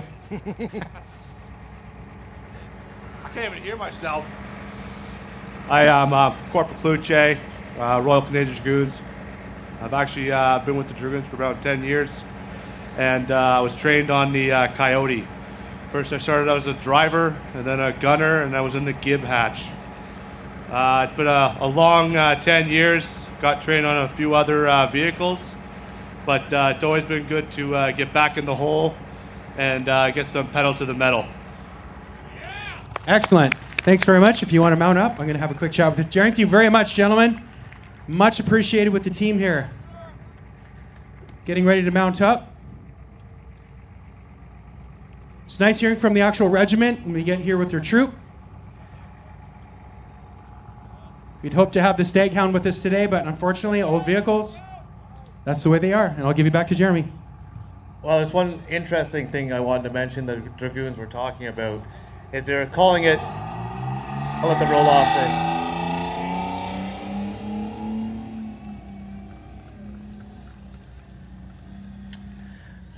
You see, once again, you see the hatch at the back, and you heard them calling it the Gib hatch. When I first learned this, actually, from a member of our museum who was an Afghan veteran, I was actually quite shocked. The reason it's called a Gib hatch, it means guy in the back. Can you believe that? Guy in the back hatch. So we're going to have the Dragoons go around you for a second. Now, I think you can hear some other interesting vehicles warming up in the background. I'm not sure if you catch that on the online stream. But the Second World War vehicles are getting ready for the upcoming segment. So I'm just going to check with the Marshal and just enjoy seeing the historical vehicle troop of the Royal Canadian Dragoons.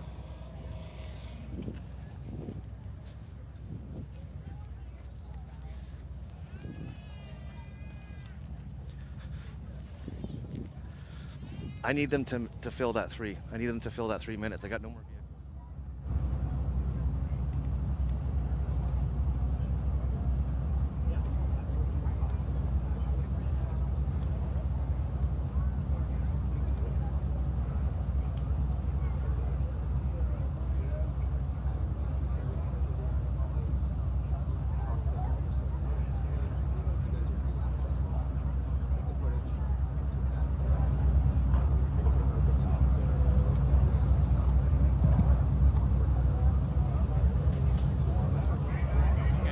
Everybody, we are back. Lots of exciting stuff. As you might have overheard on the behind the scenes radio, Jeremy and the crew are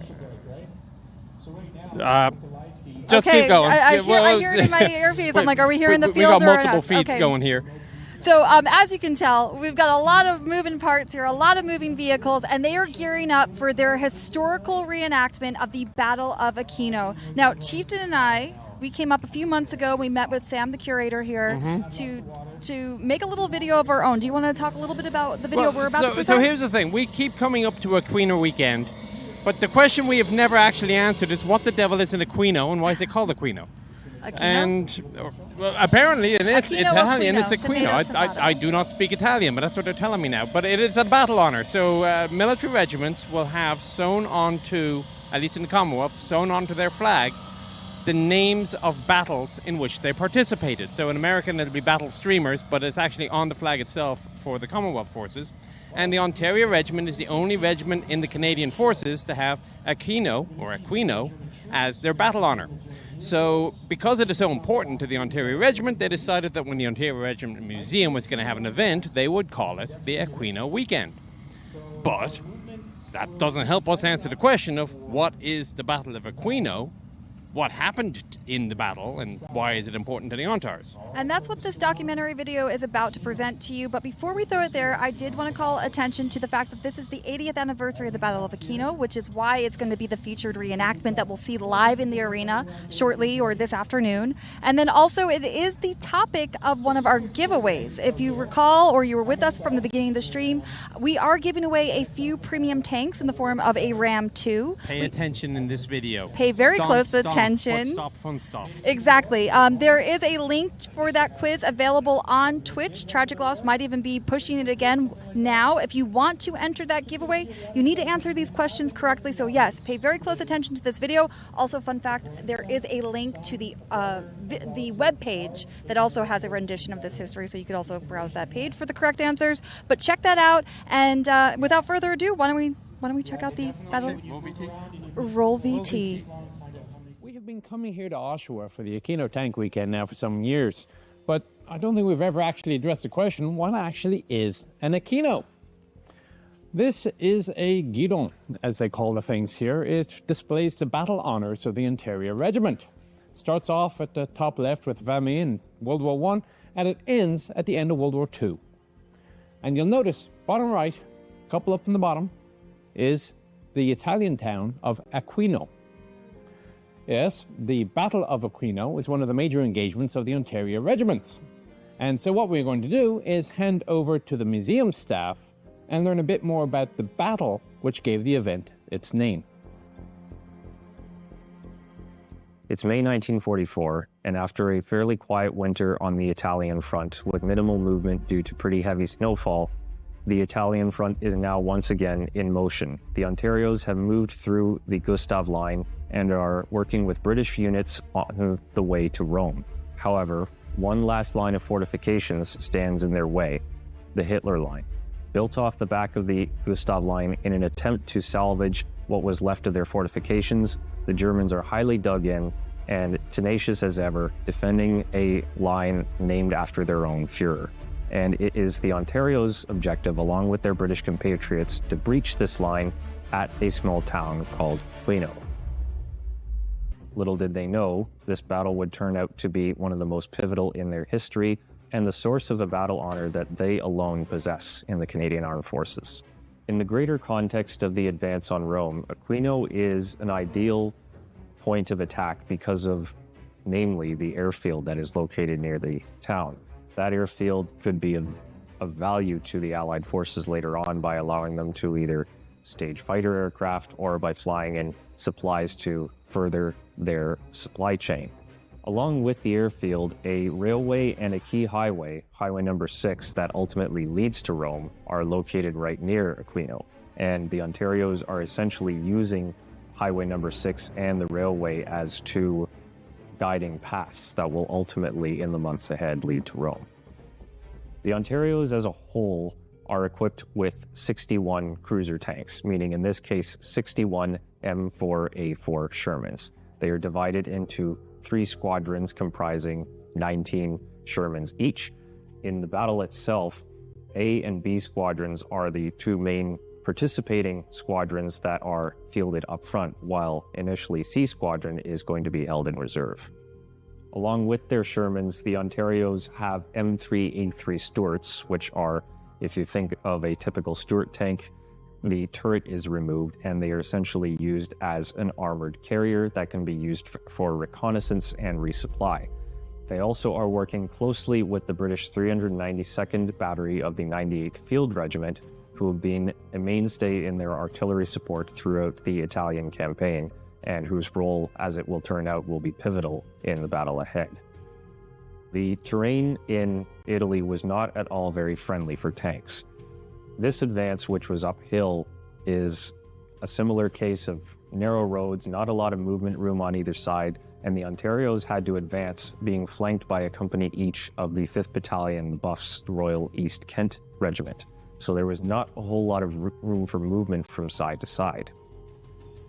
Add on top of that, the weather at this particular day was not at all good, to say the least. In the early hours of the morning between 0200 and the attack start at 0500, the area was thickly shrouded in fog, which one junior officer described as being so thick he could practically reach out and touch it, and he could not even see the next tank in front of him in his own troop.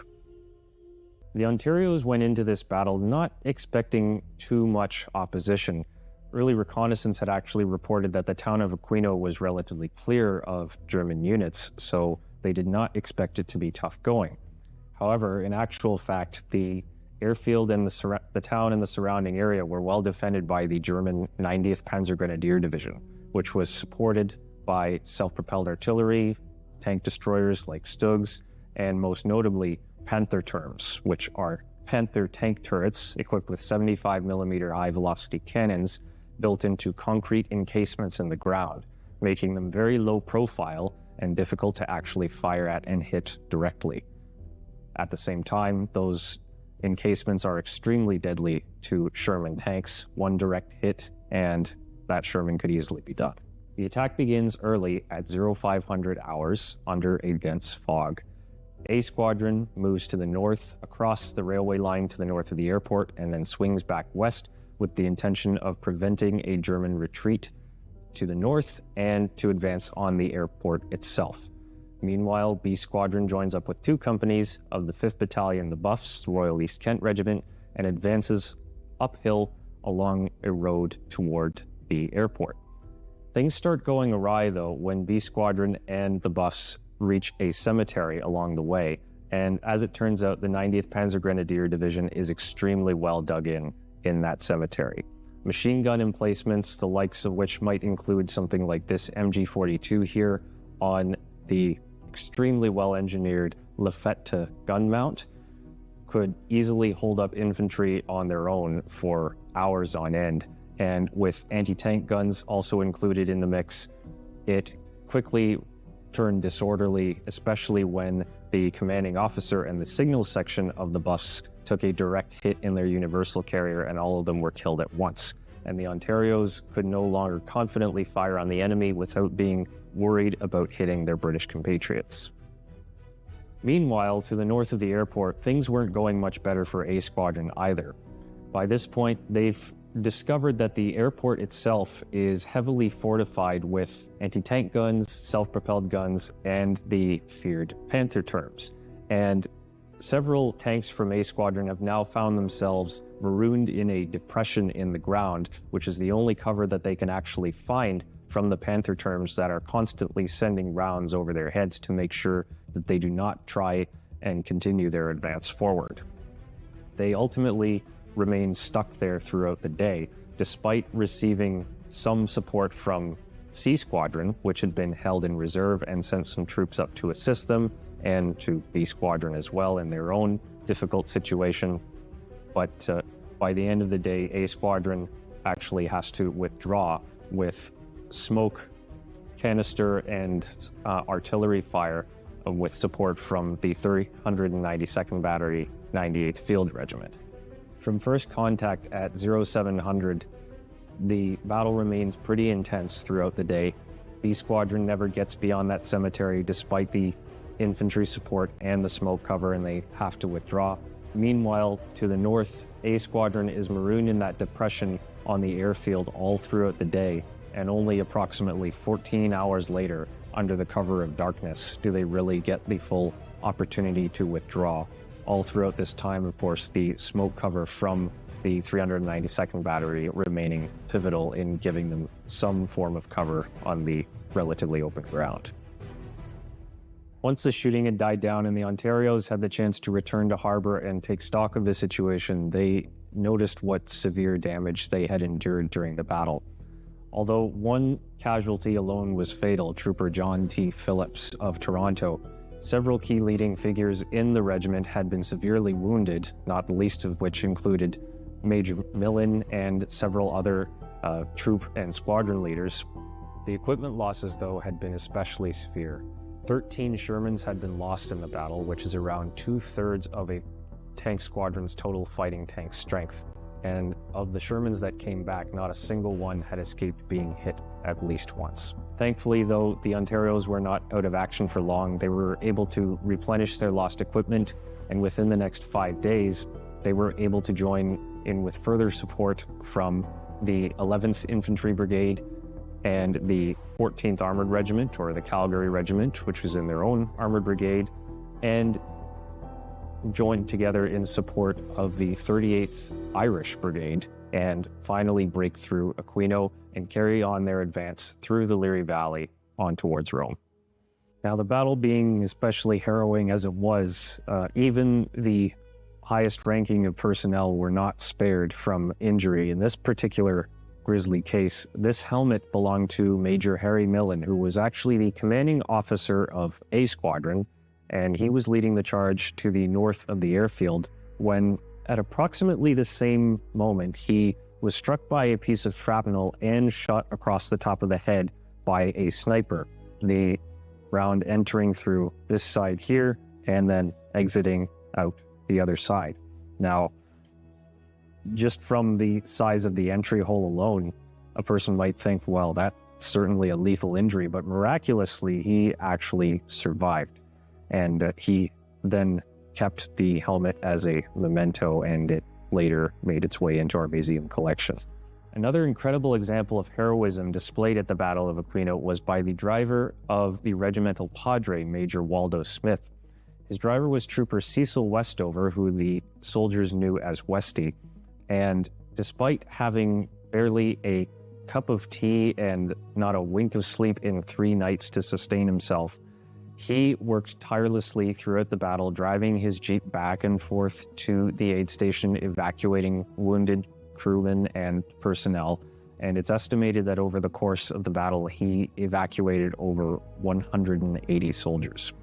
His actions are actually referred to in the cover of Major Smith's memoir here, What Time the Tempest, and this illustration shows a medical jeep, if you will, that's evacuating some wounded personnel with a brewed-up Sherman in the background. Since the battle, the citizens of Aquino have been conscious of the Ontario's role in the engagement, and they've done a great deal to remember the regiment and the efforts that it made there. And recently, the local administration of Aquino actually presented this City of Aquino medallion to our museum as a token of gratitude and friendship in recognition of the regiment's role in the battle. With the Ontario Regiment having played such a central role in the Battle of Aquino, it felt only fitting that we coined our premier event of the year, Aquino Tank Weekend. We decided on that name for several main reasons, namely being, apart from the Ontario's main role in it, the fact that we still operate 2 Sherman tanks in our collection, which were iconic of the regiment's use and actually stayed in service until 1972 with the regiment. And at the time of the event's creation in 2014, we were fortunate to still have 3 veterans from the battle itself who were still with us and who sadly have now since passed on. Thanks very much in huge part to our museum president, Alan Duffy. This event grew from a one-day show, Aquino Tank Day, in 2014, to now being the premier military history event in North America, at which we have the opportunity to educate thousands of visitors about the Ontario Regiment's role, the Canadian Army's part, and Canada's role in general in military engagements both throughout the Second World War and in history since. We hope you're enjoying this live broadcast of Aquino Tank Weekend. If you can't make it out to the event yourself, we hope that you'll be able to join us at the museum some other time. Tank Saturday events are run once monthly throughout the summer season from May to October, where you get to see similar live vehicle demonstrations as you do at Aquino Tank Weekend. And, of course, in this building, we've got an incredible set of stories and exhibits on everything from the Fenian raids all the way to the Afghanistan War, showcasing the incredible depth and richness of our regimental history. Thank you very much for joining us. All right, well, that was a terrific video, and I think at this point, if you are participating in that giveaway for the Ram 2... You have your answers? You should definitely have your answers. I hope you were paying close attention. Now, before I introduce the next guest, I did want to take a second to acknowledge that our stream is having a little bit of technical difficulty. Things are overheating as, I mean, we are experiencing record temperatures for an Aquino Tank Weekend. It is hot, hot, hot, and I do think I'm well within my right to blame these high temperatures on our next guest, Tanksers from the World of Tanks Armor, Modern Armor team. What are you doing to us, dude? Console peasant. Console. Well, did I say that aloud? How you doing, Commander? Pleasure to be here. I did bring the heat. It's very hot usually in Chicago this time. Right. Wind blows this way, and what can you do? But we're having fun out here. Let's bring it up a little higher there, just make sure we can all hear you. We are having fun, and thank you so much for joining us, especially sitting right here. And we have no cover for you, so thank you for being our guest on the stream. We're so excited to get to introduce you to the PC crew. Now, this is not your first time here either, is it? No, I was here last year in Aquino as well. It was not as hot, but it was definitely amazing seeing all these live tanks in action. How many Aquino Tank Weekends have you attended now? Second one this time. Second one. Okay, what kind of vehicles are we getting in this time around? In Modern Armor? No, at Aquino Tank Weekend. What vehicle hatches have you been in? I got into the Leopard one, and that was my dream to get into last year. Last year I got in the T-54, which is a little jankier, but, that Leopard was a smooth, luxurious ride. It was going real quick, and I didn't feel a bump. It is. So, can we expect we can have more Modern Armor presence in future Aquino? So if you have Modern Armor people coming in, they'll be able to find you? Yeah, definitely. I've seen a lot of players, asking, hey, we're the Modern Armor guys, and I'm here to represent, and hopefully next year we'll have a bigger presence. So, is there anything you want to talk about happening in game that players can look forward to in Modern Armor? Yeah, just real high level here. We just introduced a new heavy metal season, and we're reintroducing some of the old bands, and then also some new bands we just talked about, including Rob Zombie and Motorhead. So look forward to that. If you like heavy metal music, go ahead and check this out. Okay, awesome. And then I've seen you around the field, because we've got the tank arena here, and then we have a huge field behind us filled with the RC tanks. We've got the food trucks. We've got all the reenactment camps. You've been making a lot of cool videos. When can folks expect to see those on your social media channels? Yeah, definitely. I've been recording everything that I've been able to touch and see. So you can expect probably some videos next week when I get back into the office. I'll be editing everything and tossing it onto our socials. So keep an eye out for that as well. And this is a specific Modern Armor social media. Correct. This would be on the name? World of Tanks Modern Armor TikTok accounts and our YouTube channels as well. So. Okay, terrific. Well, we are gearing up for the Battle of Aquino reenactment. So I hear Jeremy on the field. It sounds like they are just warming up the crowd. So I don't know if you guys had a chance to listen to the noise that was coming out of that field yesterday, but according to inside sources, today's finale for the Battle of Aquino reenactment is going to be banging loud, booming at the top of the... I like how she did that pun. Oh.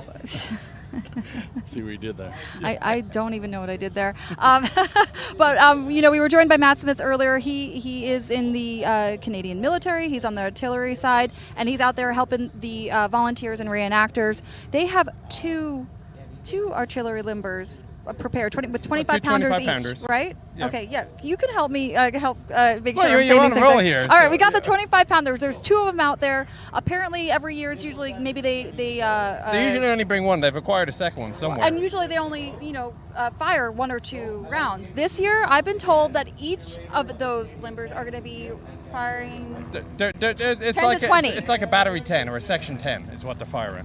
What's a section 10? A section, each tube fires 10 rounds. Okay, yeah. So it's going to like be very, very loud here, and hopefully you'll be able to hear that on the stream. It's going to be incredible. Have you ever been in the tank arena as a reenactor? Not as a reenactor, but I did a little note from last year. I saw someone get really into it, and they were tossing rocks as makeshift grenades, so it gets real rowdy out here. That's fun. Hey, they are starting off with the preparation, though. They're setting the scene. They're talking about what's happening in the overall environment at the Hitler line. So maybe we need to listen in here now. They're starting their... Let's do it. 90th Panzer Grenadier Division, hardened and tenacious division that had fought for years in North Africa and was involved in the especially bloody Battle of Ortona only months earlier. Little do the Ontarios realize it will turn out to be one of their most difficult days of combat in the war, and a defining moment in their history.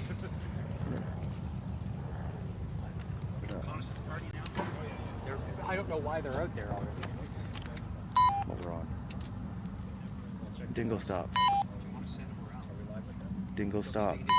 Already. That was fun seeing Tanksers, but now for the big show. So one of the recce units has gone forward. 2nd Battalion, London Irish Rifles, and 5th Battalion, Buffs, Royal East Kent Regiment, send out reconnaissance parties to survey Aquino and the surrounding area. Aerial reconnaissance and found camouflaged anti-tank positions. All right, they are talking on the PA, so I wonder if we do want to hear a bit of the story that's being shared for everyone in the audience.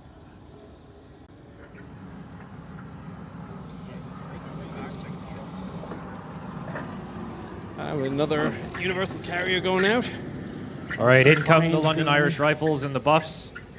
Scope out the airfield in a Universal Carrier Mark I and a Daimler Dingo Scout car. So if memory serves, it was a multinational force. The Canadians were used to buttress a British infantry regiment. Fun fact, that dingo was donated by community contributor Dead Meat during last year's Aquino Tank Weekend. Now it's center stage for the Battle of Aquino reenactment. Leading officers of the reconnaissance party conferring together. Set some scope out stages. the area. Hang on 1 second. While their troops stay protected in the carrier. That was typical of the time, still is now. I mean, we call them reenactments. Realistically, they're more representation because obviously you can't reenact the whole battle, especially one that was foggy when nobody can see anything. But they do give a rough impression, maybe some of the events that happened, and of course the kids always love them. Who doesn't love a real-life tank simulation? And they're not stinging with the ammo either. When that German MG42 opens up, you'll notice it. The reconnaissance parties do not find anything in the town itself, though, so they mount back up and return to headquarters. Dingo, roll back home. Dingo, Oh, the town is abandoned. Dun dun dun. Carrier. How little they know.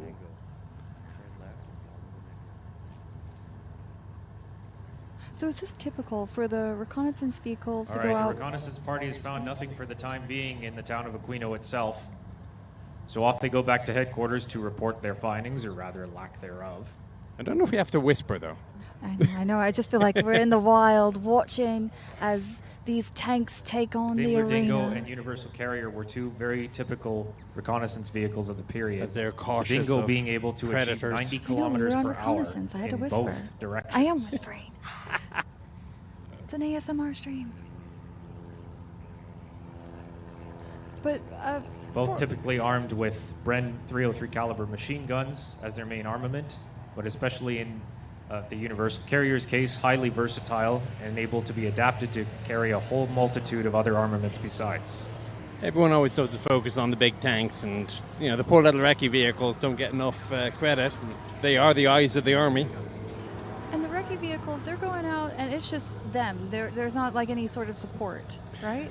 No, if you look at the way the U.S. Army operates today, for example, there's what they call the military decision-making process, which is how our larger level units plan and issue the warning order. It's like the second step, and that's when the cavalry, the reconnaissance, go out. Before the plan is made, it's go out there, see what's there. We have a rough idea what we're trying to find, but with the information that you bring back, we're able to refine our plan, and that's where everything else gets put out there. So usually recce unit will have its own integral these days, indirect fire support and so on, just to keep them a little bit more self-contained. Sure. World War II, not so much. Right. Well, it looks like their plan may be coming together. I see vehicles behind the scenes on the move. Is the battle-hardened German 90th Panzer Grenadier Division lying in wait nearby. Although prepared in a hurry, the defenses of the Hitler Line were still impressive.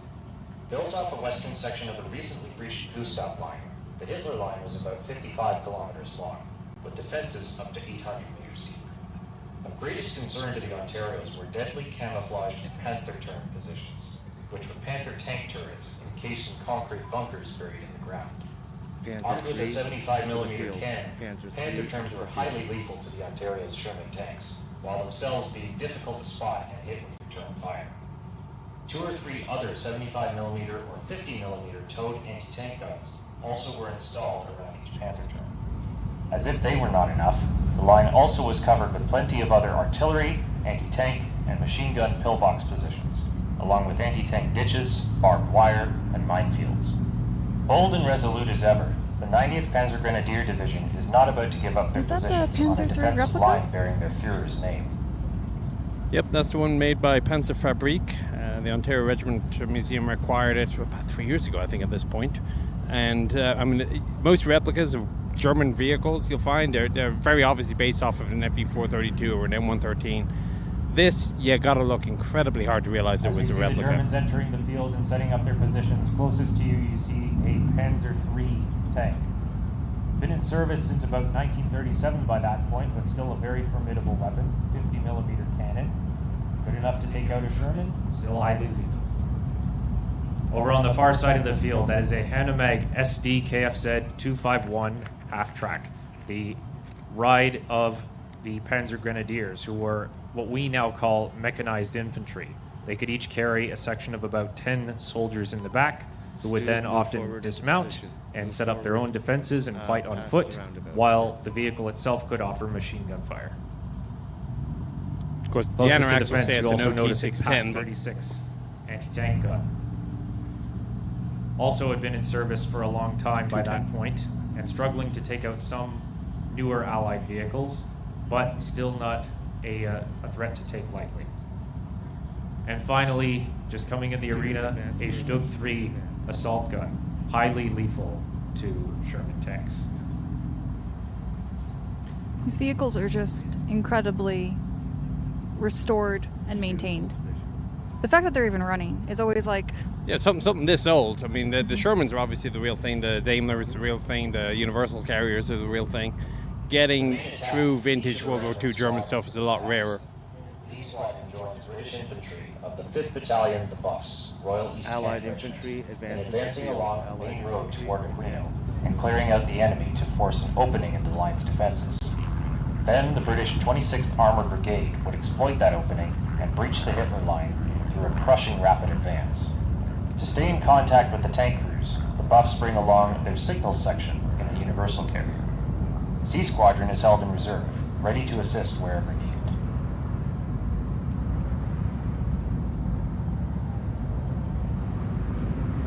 So the carriers had, initially when the carriers were made, there were different types. There was a Brent carrier, there was a Recon carrier, and so on. They eventually just kind of all amalgamated to become a universal carrier to do everything.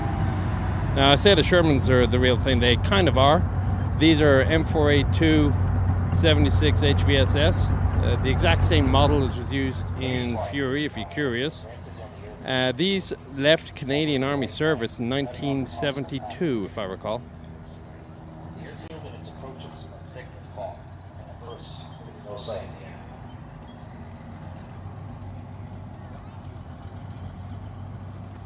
So at the actual Battle of Aquino itself, they would have been using 75mm M4A4s with the multibank engine, possibly A1s with the radial.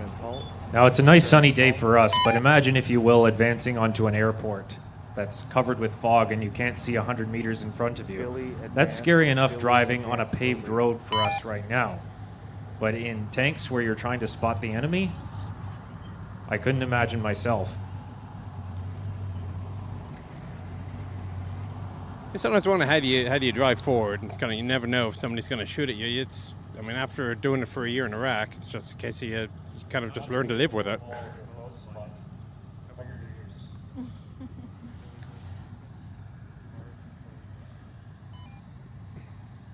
You'll notice those nicknames. Obviously we see the Sherman, and the Sherman's making moves when he says Bart moves forward. So many of the tanks here do have nicknames, and those are to commemorate and in memoriam of some of the volunteers, especially the founding volunteers. Traditionally, Canadian vehicles are named after battles of the regiment, such as would be in a British tradition, but here, not so. Mm-hmm. The chap in behind the turret there on Billy's wearing a Royal Armour Corps helmet. A lot of British units didn't like to wear them. It was a bit uncomfortable, and they prefer to wear a beret. They also had higher casualties of people with head wounds for some reason. Yeah, you if you recall from the...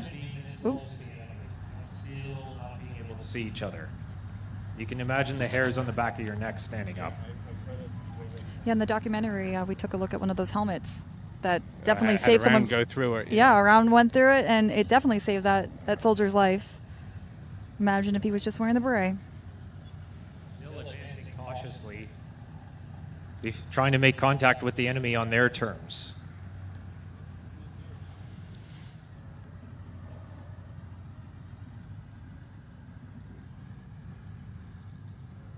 Quick, we have to invent a thermal imager.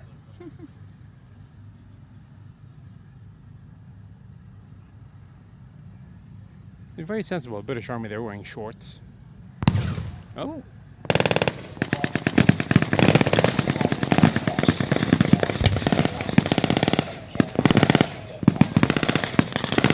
I think they found them. What did you say, Chieftain? I think they found them. Yes, I think so. I can hear you over all this fire. I mean, that is one thing that's for sure. One of the really cool things about coming out to Aquino Tank Weekend is the ground literally shakes, and Chieftain and I are sitting side by side, and with earpieces in our ears, and I still can't hear what he says over this fire. It's really incredible.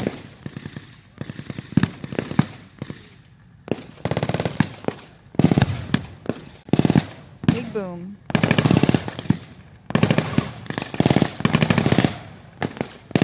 So to help pull some of this off, you'll also note that there's some really elaborate and sophisticated pyro helping to pull off these explosions. I mean, you do get some cool photographs. When you're standing in the audience here, you got a good lens. Oh yeah, you capture the flash of the gun. Yeah. And okay, he's at a caliber 50 there, changing it out.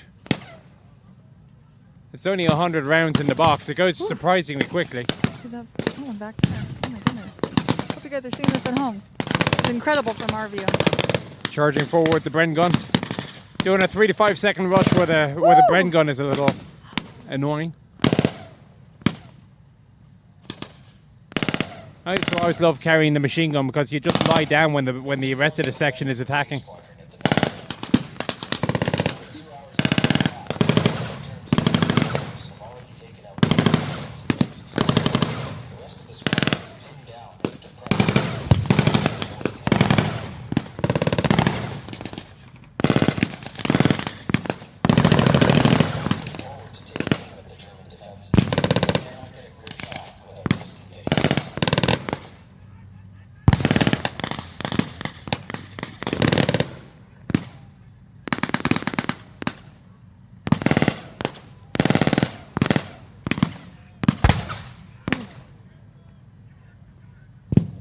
You know, obviously this is simulated. What? And the no, sorry. It the is? rounds. Gosh. But I'm saying, that takes sorry. all the fun out of it. I was I thought pausing they were for- using live rounds. Chieftain, I was pausing so we could hear the PA. But since we're talking over it anyway, these reenactors, like, this is noisy. This is. I might even say scary. I'd be scared to be in the center of that field right now. That was quite a burst off Modus there. A little Stuart they got there. It's been running conditions since the 1940s, and credit to the museum for keeping that guy going. Flinging a few smoke rounds. Take that! With the orange, would that have been typical smoke during World War II, or is that just for Usually, effect? colored smoke won't be used for marking. Okay. I think tradition would be more white, but hey, throw what you got.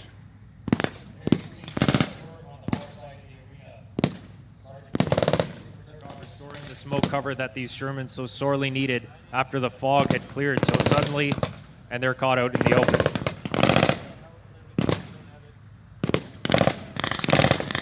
To do that all under fire is nothing short of a heroic effort on their part. If you've been with us for a while, an interesting connection.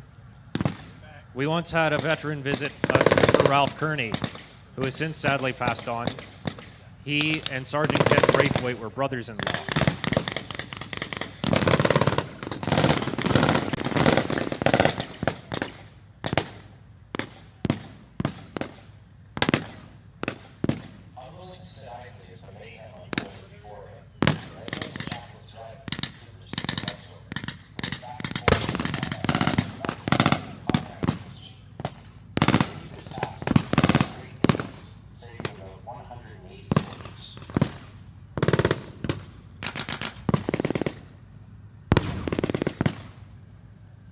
I mean, their quartermaster must have been busy issuing out all the ammunition before they got going here.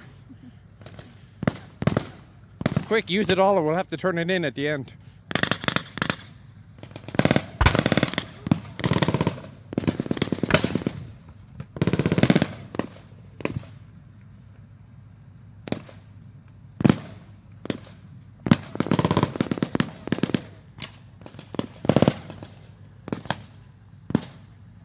I think the Tank Museum guy might be calling in the big guns soon. I see him on the radio.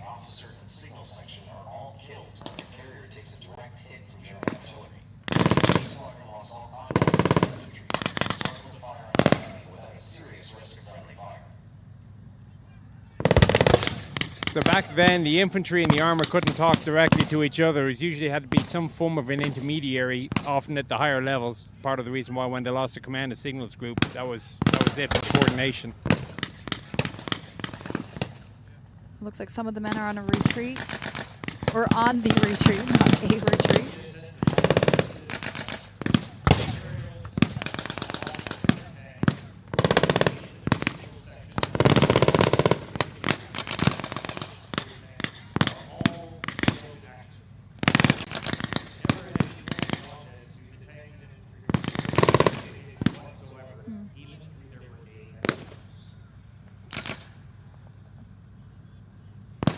Took the Americans a very long time to figure out how to get the tanks and the infantry to talk to each other. For a while, you'd have to park a jeep next to an infantry jeep next to the armored force headquarters, and you'd have to talk from a squad level all the way up to battalion, if not brigade, and then all the way back down again.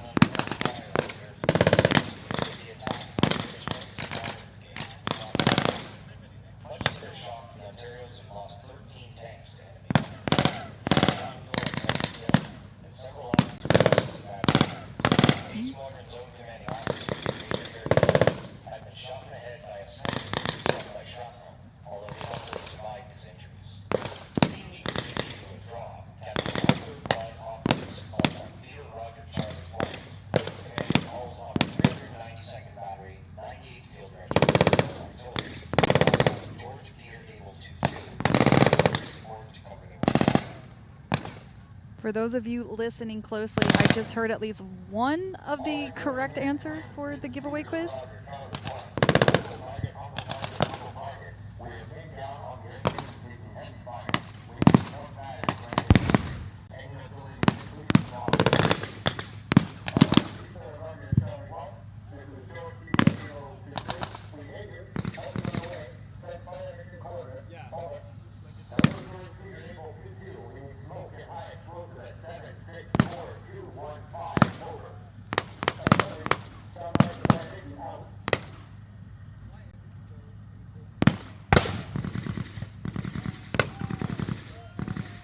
And there go the gunners.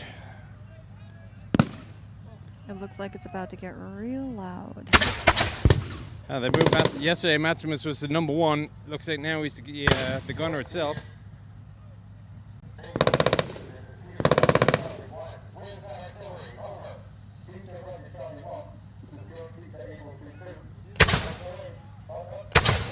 Wow.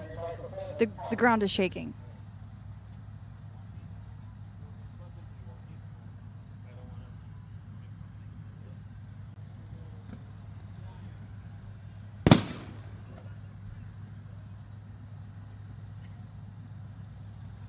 I guess his voice is done. He was absolutely hollering yesterday. He was screaming.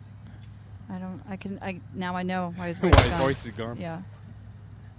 So the artillery here, they're trying to provide cover for anyone on the retreat, or? At this point, yes. They're trying to break contact and disengage. And it's kind of interesting if you think about it. People realize what a battle is like, and after an entire day of fighting, they lose only 13 tanks. And out of that, they only lose one person killed out of a whole day's fighting. I think people are getting a slightly misunderstanding sometimes of what actually a battle is, because a lot of people are just trying to stay alive. Right.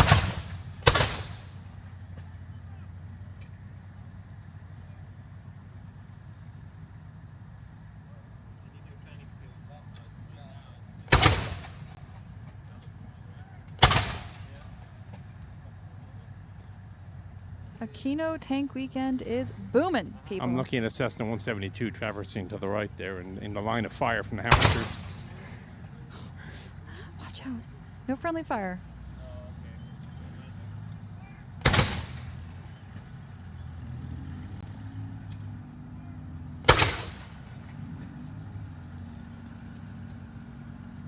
So the near field gun was a gift from the Irish Defence Forces. Wow. Whoa, they overcharged that one. Holy cow. Ooh, I could feel that push back on us over here. The air. Ooh.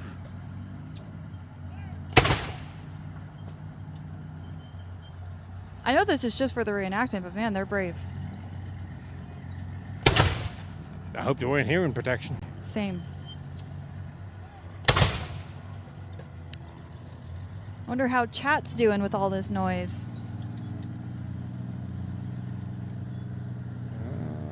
Is that it? Round's complete? No, we got one more. For those of you watching, Twitch drops are enabled. Okay, we're about 2 hours into the stream. That means, what do we have? After 30 minutes and after 60 minutes, you had some premium consumables. So after the first 30, premium personal reserves after the first hour. And then at 90 minutes, that's when the mystery drops start kicking in. The Carnarvon Action X is up for grabs. The Panzer IIIK. Lots of goodies. Okay. We've got the Battle of Aquino reenactment just wrapping up. Our next guest on deck. Chieftain, what do we make of today's activity? Well, before we get on, I just want to quickly put a plug out for What Salute. Oh, yes, let's do that. But, an issue a little bit closer to my heart. So if you're in North America, sorry Europeans, it doesn't work for you guys. But it's our military appreciation program for members of the Canadian or U.S. militaries. And the reason it's only for the North America is because our partner, ID.me, it's an independent service verification service. They only do North America. But it's our military appreciation. So if you're not familiar with What Salute, if you're a veteran of either the Canadian or U.S. military, you can register to become part of the Salute program. Yes, military discounts, but it's more than that as well. To include tomorrow, we're starting the challenge. It is a charity challenge. And all that you do is you go in and you select a team. And it's the team will represent one of two different charities, either Disabled American Veterans or Operation First Response. And depending on what happens out of them, there's a bit of cash, which is going to go to one of... Actually, it's going to go to both. It's the amount of cash that's going to differ depending on which team wins. That starts tomorrow. Yes, that starts tomorrow. There will be an article up on worldoftanks.com. Again, those charities are for the Disabled American Veterans, Operation First Response. You're tasked with choosing which team or which charity you want to support. Again, both teams will be rewarded, and so will you. The way you can help is choose your team, get in some battles. You'll get some in-game goodies. Yep. You don't have to be a Salute member to partake, right. But Salute members will get an additional bonus. Oh, by the way, there's also a new tank for Salute members. Oh, yes, there is a new tank for Salute members. It's going to be the T-26E3 Eagle 7. New and existing verified Salute member accounts are eligible for it. There's also going to be the Days of Glory 2D style. And as a reminder, the What Salute program is for our active duty veterans and family of those from the USA and Canadian. Canada. Yeah. Canada. Thank you. All right. So let's move on to our next guest. Hello. It's Cone of Arc. Hello. Welcome. You've been busy where is today. Yeah, I've been running around. Oh, she's down in my backpack. I should have brought her up, I guess. Can you explain to some of the folks that aren't familiar with your channel, who is she and what are we talking about? Cone is my mascot for the channel. It's a character I created based on the FCM-36, which is a tank in the French tech tree if you are playing World of Tanks. And yeah, just a vehicle that I really took a liking to. It's a very funky vehicle. It kind of fits my channel where I go over kind of designs that didn't really work out very well, but I think they're still very unique. And yeah. So cursed by design sort of thing? Yes, cursed by design. Yep. So do you come out to a lot of events? I mean, I ran into you in Fort Moore there a while ago. Have been anything since? I show up to the demo days at the American Heritage Museum sometimes. It's very close by, so I'm able to do that pretty easily. Oh, you up in the Boston area? I live in Connecticut, yeah. But the furthest one that I went to was the one down in Fort Moore, but this one is probably the biggest one I've been to so far. So what do you look for when you come out here? I mean, are you making content or are you just after a good time? Well, I've been kind of running around getting as much footage as I possibly can of all these vehicles so that I can splice them in future content as well as some stuff covering this specific event. But yeah, I specifically like to look for the rare vehicles, the ones that you can't really find anywhere else, or ones that are particularly interesting, like I was talking about the Hetzer earlier, and that's one that is a vehicle that I want to cover and I find is a very interesting vehicle, and it fits the Curse by Design. So how much did your opinion on the vehicle change between yesterday and today when you were sitting in it with with 3 other people? I will say I've learned a little bit more about that. It's definitely not a crew vehicle that they would have liked as much, but I still think that I would stand by the fact that I think it was a fairly successful vehicle if used correctly. Now, Cohen, I've seen you crawling all over vehicles. You guys were in the Hetzer checking that out today. You're checking out the Panzer yesterday. I know that you have a seat in the M60 coming up for the Battle Royale. Yes. What made you choose the M60 versus the Leopard? Well, since we already got the Leopard rides and I got to take a tour of the T-54, I figured that by getting in the M60, I get all 3 of some of the big Cold War giants, some of the vehicles that are really iconic, and I can, in my video, kind of go over sort of what it's like to be inside all these different vehicles from a crew perspective and give my viewers an idea of what it's like to be in those vehicles and like which one might be worse than the others. Okay, it does look like your liaison is waiting for you to escort you over to the arena. But before we go, I want to know what's going through your head as you prepare to go head-to-head in this Battle Royale versus the Leopard. Do you have a strategy in mind? Is there a mindset that you're taking on to be successful here? Well, obviously, the Leopard is going to be faster. The M60 does have a bit of an armor advantage. Firepower is exactly the same, so it's really going to get down to, just like in real life, whoever gets the first shot off, the first shot is usually what wins the engagement. You will at least be more comfortable, I guarantee you, in the M60. Oh, I would imagine It is so. far more comfortable. Actually, we have to get you into a chieftain a little. You haven't got into a chieftain yet, have you? I have not. Okay, well, they've got a couple around here. We'll see about sneaking you into one of those. You get the 4th. Sounds like a plan to me. Okay, I will just say, don't freak out when the Leopard starts chasing you, because it catches up, and all of a sudden you're like, it's hot on my heels. Was this a smart decision? Yeah. I've done this once before. I was like, oh my gosh, what is happening? My life flashed before my eyes. I was like, I thought this was for fun. Well, it is fun. It's going to be a lot of fun. And Cone, I want to wish you all the luck. I'm eager to see the battle. I don't think we need to plug his channel. Y'all know Google Cone of Arc on YouTube and you'll find him. Yeah, plug his channel. Google him. Yeah. Well, all right. Cohen. Easy. Okay. Well, actually, Cohen, is there anything you want to share before we get you into your M60 TC hatch? Just to tune into the videos coming out of Aquino Tank Weekend. I've got a really cool story about one of the Shermans here and the specific camouflage pattern that it has, which I think any modelers out there or people who are really into the Shermans, I think you'll find that really interesting. Terrific. Well, good luck. Have fun. Enjoy the Battle Royale. Thanks for having me. Thanks, Cohen. I hope you've all been enjoying the show. Alrighty, so We have some very interesting news to share. One of our biggest challenges here, as you've probably seen, is storing all these tanks and vehicles that we have. And it's been a constant challenge because we keep getting more of them. Well, we want to build something bigger and better than what we have. And I believe what we have is quite amazing. So what we've been doing is we've had this expansion committee looking at getting more land and putting up more buildings. So we've actually gained the property around where we currently are from the city of Oshawa. So we've acquired that. So now we're in the process of fundraising and setting up a new building, a new entity actually. Because during the fundraising, what we've identified is the Ontario Regiment Museum. Now that's for the Ontario Regiment. It's from Ontario County that happens to be in the province of Ontario. So we looked at what would be better to raise funds to put up our new building. Well, we have to have not a local identity, but we have to look at a national or even international identity. But we don't want to lose the value of the Ontario Regiment. So there'll always be an Ontario regiment.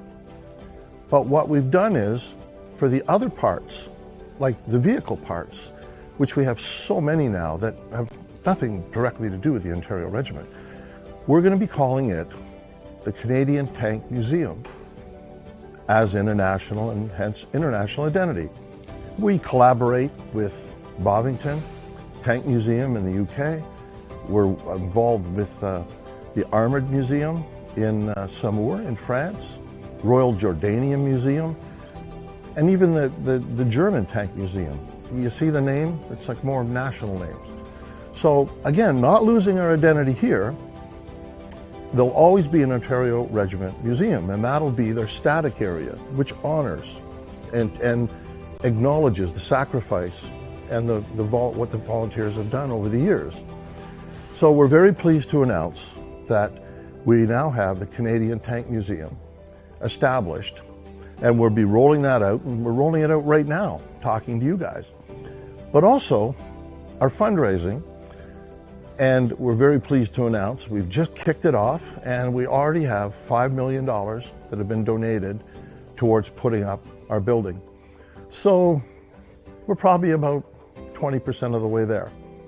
So it's very promising, and we have to have more room for our tanks. When I have my people, including an executive director that says, "No, Al, don't bring any more tanks, we got nowhere to put them," I know there's something wrong. So at the end of the day, we want to build it. And to quote the movie, "You build it, they will come." That's what will happen. So our new facilities there'll be a big common area that's called the Worthington Commons. And that's from General Worthington. He's like the father of Canadian armor. So it's going to be a big public space, and then there's the big building behind it. So it will be, for those of you that have ever been to Bovington and some of the other museums, there'll be an area where there'll be static displays of tanks and other vehicles. And that'll be rotated around periodically. And there'll be a cafeteria on the top side. There'll be our book and gift shop. We're going to have conference rooms. And on the top floor, once you get on top of the main floor, there'll be an observation deck where you'll be able to see the whole tank arena and all the shows, as well as an amazing view of the Oshawa Airport, which frequently has period old antique planes coming in and out of. So that's the look that we're striving for. So I'm looking forward to sharing news with all of you as we grow and as the new Canadian Tank Museum rolls out. So thank you very much for your attendance, and thank you so much for being part of our historical world. Thank you.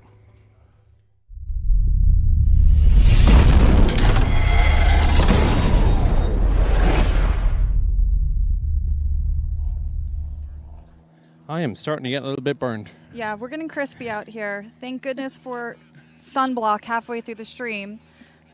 I wonder how everyone's doing in chat.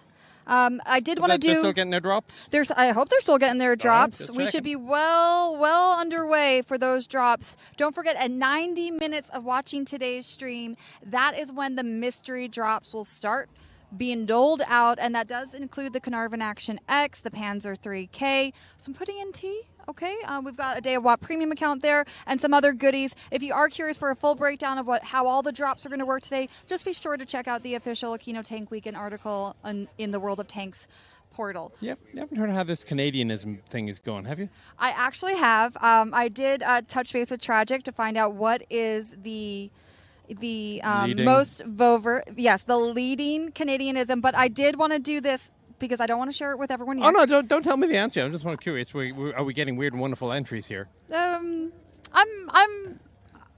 pleasantly. It's like a talk. Apparently, it's a beanie, sort of a woolly hat. I always thought a talk was the chef's hat.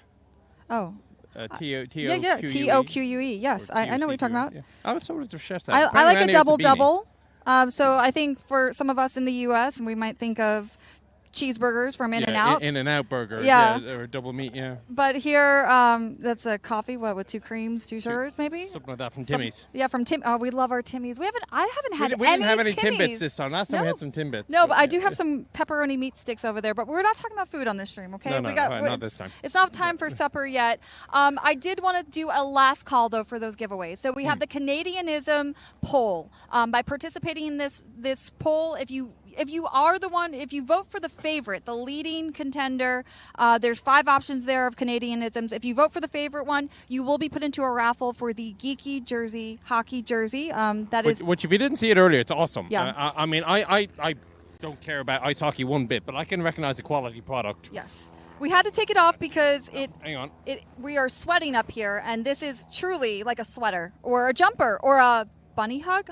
Hoppy bug? Bunny hugger, I think. Bunny hugger. It is like, it keeps you warm. Better than a hoodie. And it's gorgeous, and it is a collectible, guys. So I don't know that these are officially on sale yet, so this would be an exclusive prize for someone. So if you want a chance at those, make sure you vote for your favorite Canadianism, and then let's see if you get entered into the raffle. Tragic Loss is handling all of those giveaways, and for the winner of our hockey jersey, you will be emailed upon pulling the winning names. Then we also have the Battle of Aquino historical trivia quiz.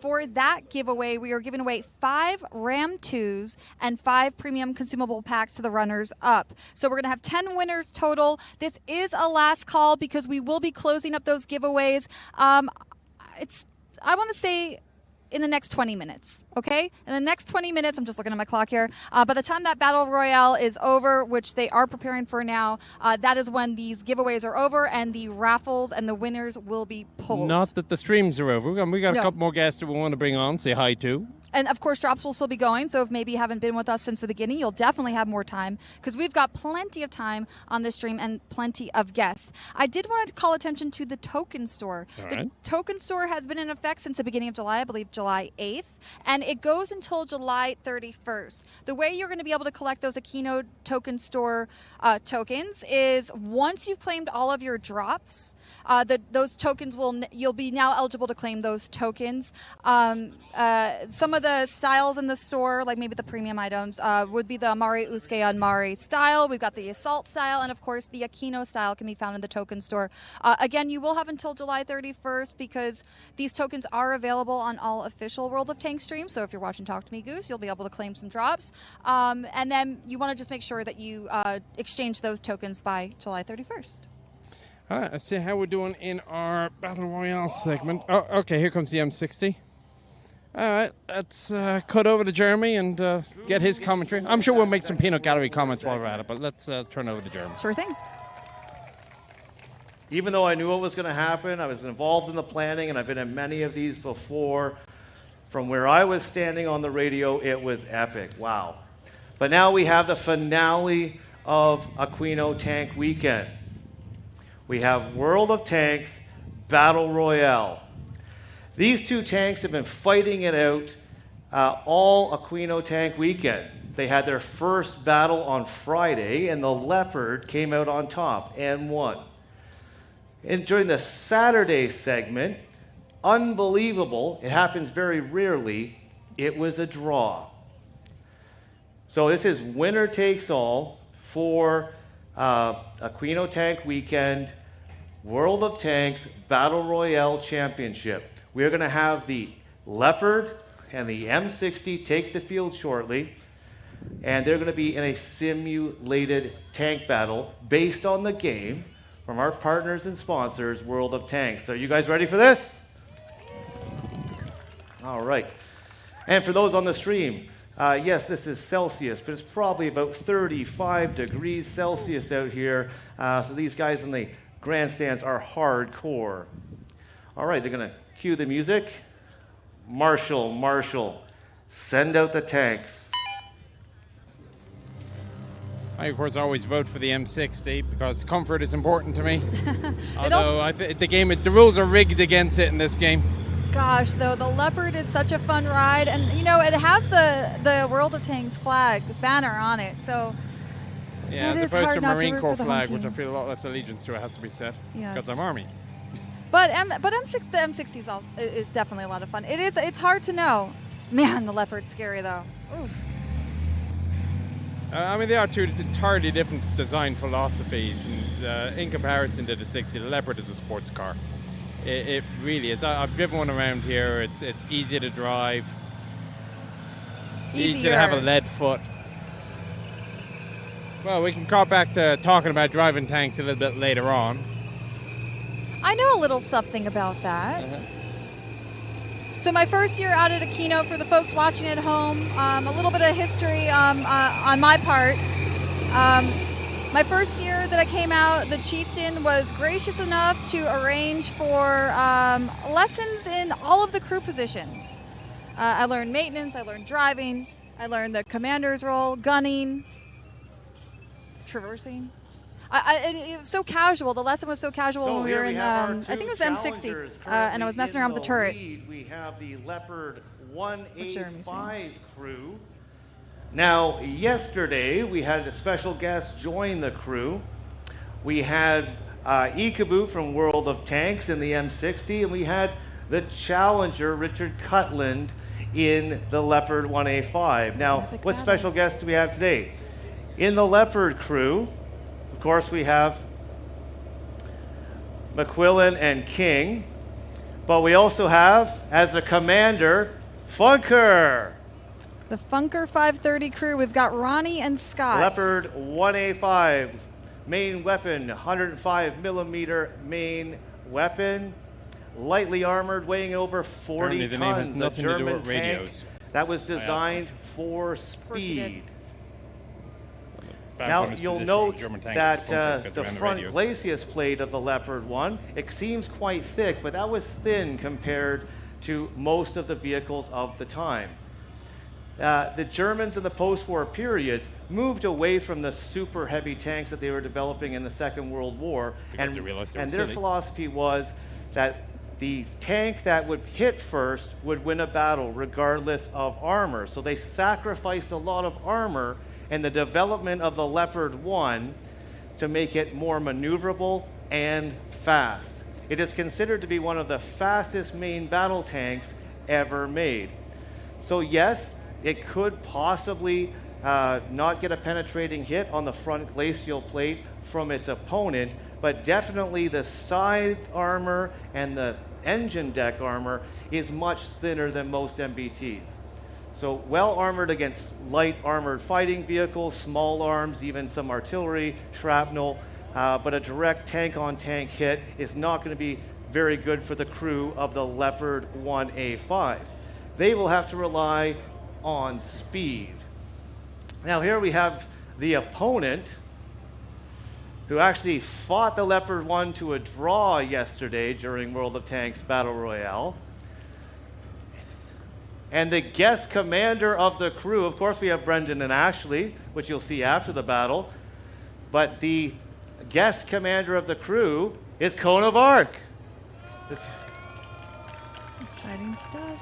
Exciting stuff. Now, the M60 is an American main battle tank developed at the same time, but the Americans had a very different philosophy. They were high on crew protection. So the M60, weighing in at over 50 tons, is heavily, heavily armored. Yes, the Leopard enough you could could put a get hammock in a it and side sleep in a penetrating hammock. shot Is that true? on its Yeah. side Wow. armor and definitely in the Wow. engine deck. Just But one there's line, no you can do way that a 105 millimeter main Oh, so there was weapon some cuddling. is going to penetrate this front Most of the guys glacis who sleep plate on the right engine here. deck. So any shots the Leopard makes That stays to the pretty warm front for a of the few hours, huh? M60, Or is it just I running? wouldn't really no, consider it stays that open. a It's hit. big metal The firepower, speed heat it also is the same weapon. It's a Abrams is great 105 for it because it's got millimeter the turbine engine that goes up. Yeah, it goes to L7 1500 gun. Fahrenheit or something like that. That was standard Lovely with toaster. NATO at the time.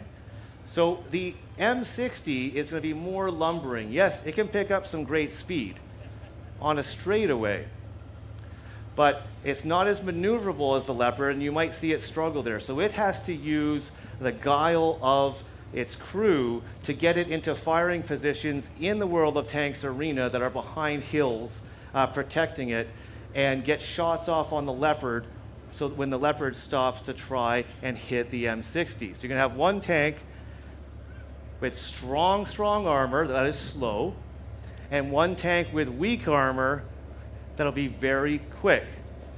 And for these crews, this is do or die today, because the best that the M60 crew can get is a draw for Aquino Tank Weekend 2024, having fought to a draw yesterday and lost on Friday. But a draw is better than a defeat. So how World of Tanks Battle Royale works. I'm going to get off the field into a safe distance, and they are going to get to firing positions. It's going to be exceptionally fast and exceptionally loud. That propane oxygen simulated fire that you heard about in the Gulf War show this morning, both of these tanks have been fitted with that in their main weapons. So you'll actually be able to hear when they fire. And you'll have to decide when they fire if they were on target. What part of the enemy tank did they hit? Do you think that would have been a penetrating shot, or do you think that would have been a miss or a bounce? Excuse the tank dust. It's been a long tank weekend. So you're not going to be voting for your favorite tank. You're not even going to be voting for your favorite guest character. Sorry about that. Your guest tank commander. You're going to be voting for how the crew outfought, outthought, and outperformed the enemy tank in the World of Tanks arena. Does that sound fun? Yeah, it does. And then we'll bring them back here, and you will decide who is the ultimate champion of World of Tanks Battle Royale 2024. Well, now, I know it's been a long is, day. Those of you watching at home, well, how hard can this be? Here. It's 150 yards long. It's fairly open terrain. There's no trees. It is surprisingly difficult, especially if you're not used to being a tanker, to figure out where your turret is compared to your hull, and then through a fairly narrow field of vision, find a target. And that is their role. Leopard crew, ready? And they've got a little red button to M60 signal when crew. we need to. Ready? When they need to fire. Tankers, to your firing positions. Good luck. I mean, also, how awesome is it that, you know, obviously, World of Tanks, Wargaming, global company, we're able to help support this museum here, bring a little attention to the good thing that they're doing. But they plan a whole event during their major event of the year, Aquino Tank Weekend. They plan a whole event each day just to give a little thanks back to World of Tanks. They call this the World of Tanks Battle Royale. Well, they're also doing it for fun. I mean, they play the game. It's what they can play the game. Why not play it for real life? It's fun, but it is nice that they're just like, you know, we've already started. At it. The leopard wasn't even turned around ready. yet. He wasn't paying attention yet. Got shot in the butt. And the booty. A little booty shot. Watch out. Ooh. Just my ear gear on.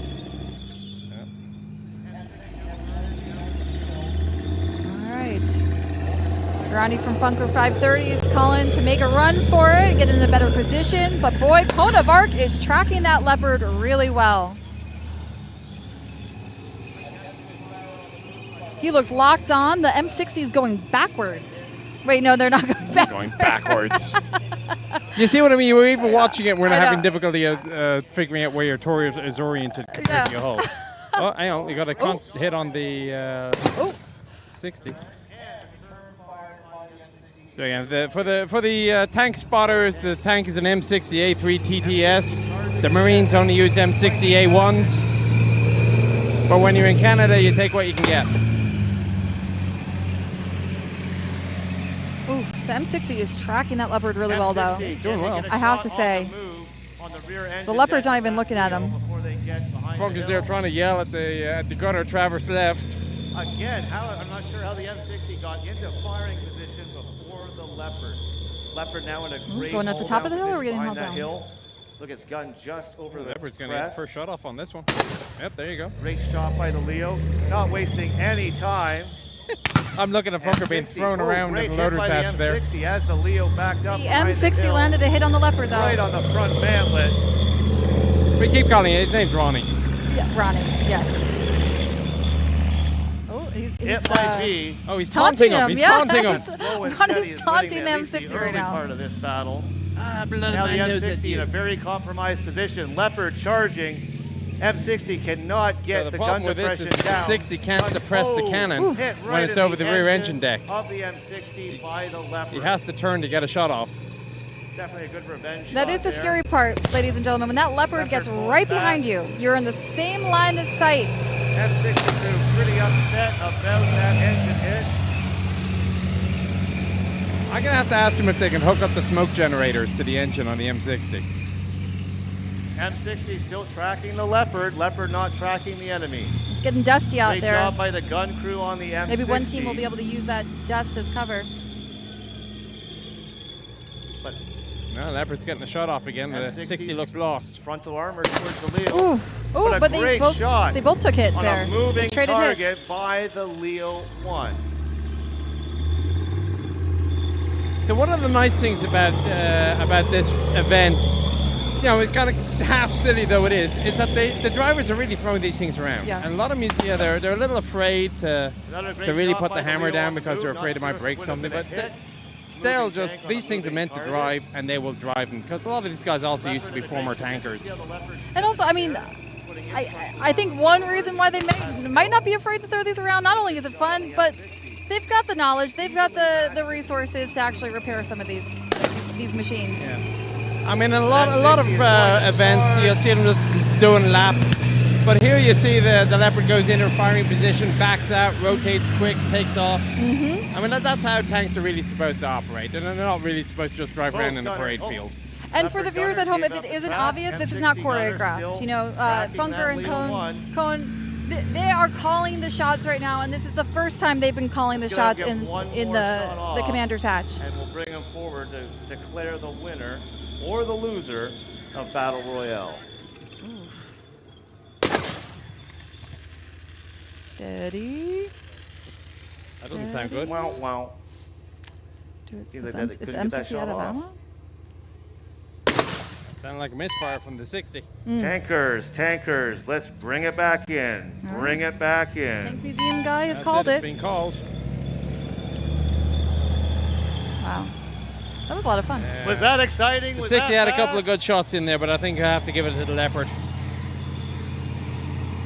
I think you're right. I mean, that mobility alone. I did think, though, the M60 crew, they did a really good job of always having the Leopard in its sights. It's just maybe they were out of position. Yeah, it's got to go to the jury, but I think I know which way the jury's going to go. The jury, of course, being the crowd. Considering it's the third World of Tanks Battle Royale, that was actually the most exciting, and I've seen some incredible maneuvers. Actually, are you this taking off Sunday. after going down to the field? Going down to the Imagine arena? there's a whole I am? long You are? tank Yeah, I'm going to be heading out of here shortly, but you know, I want to see the. She's coming back. Don't worry. I'm coming back.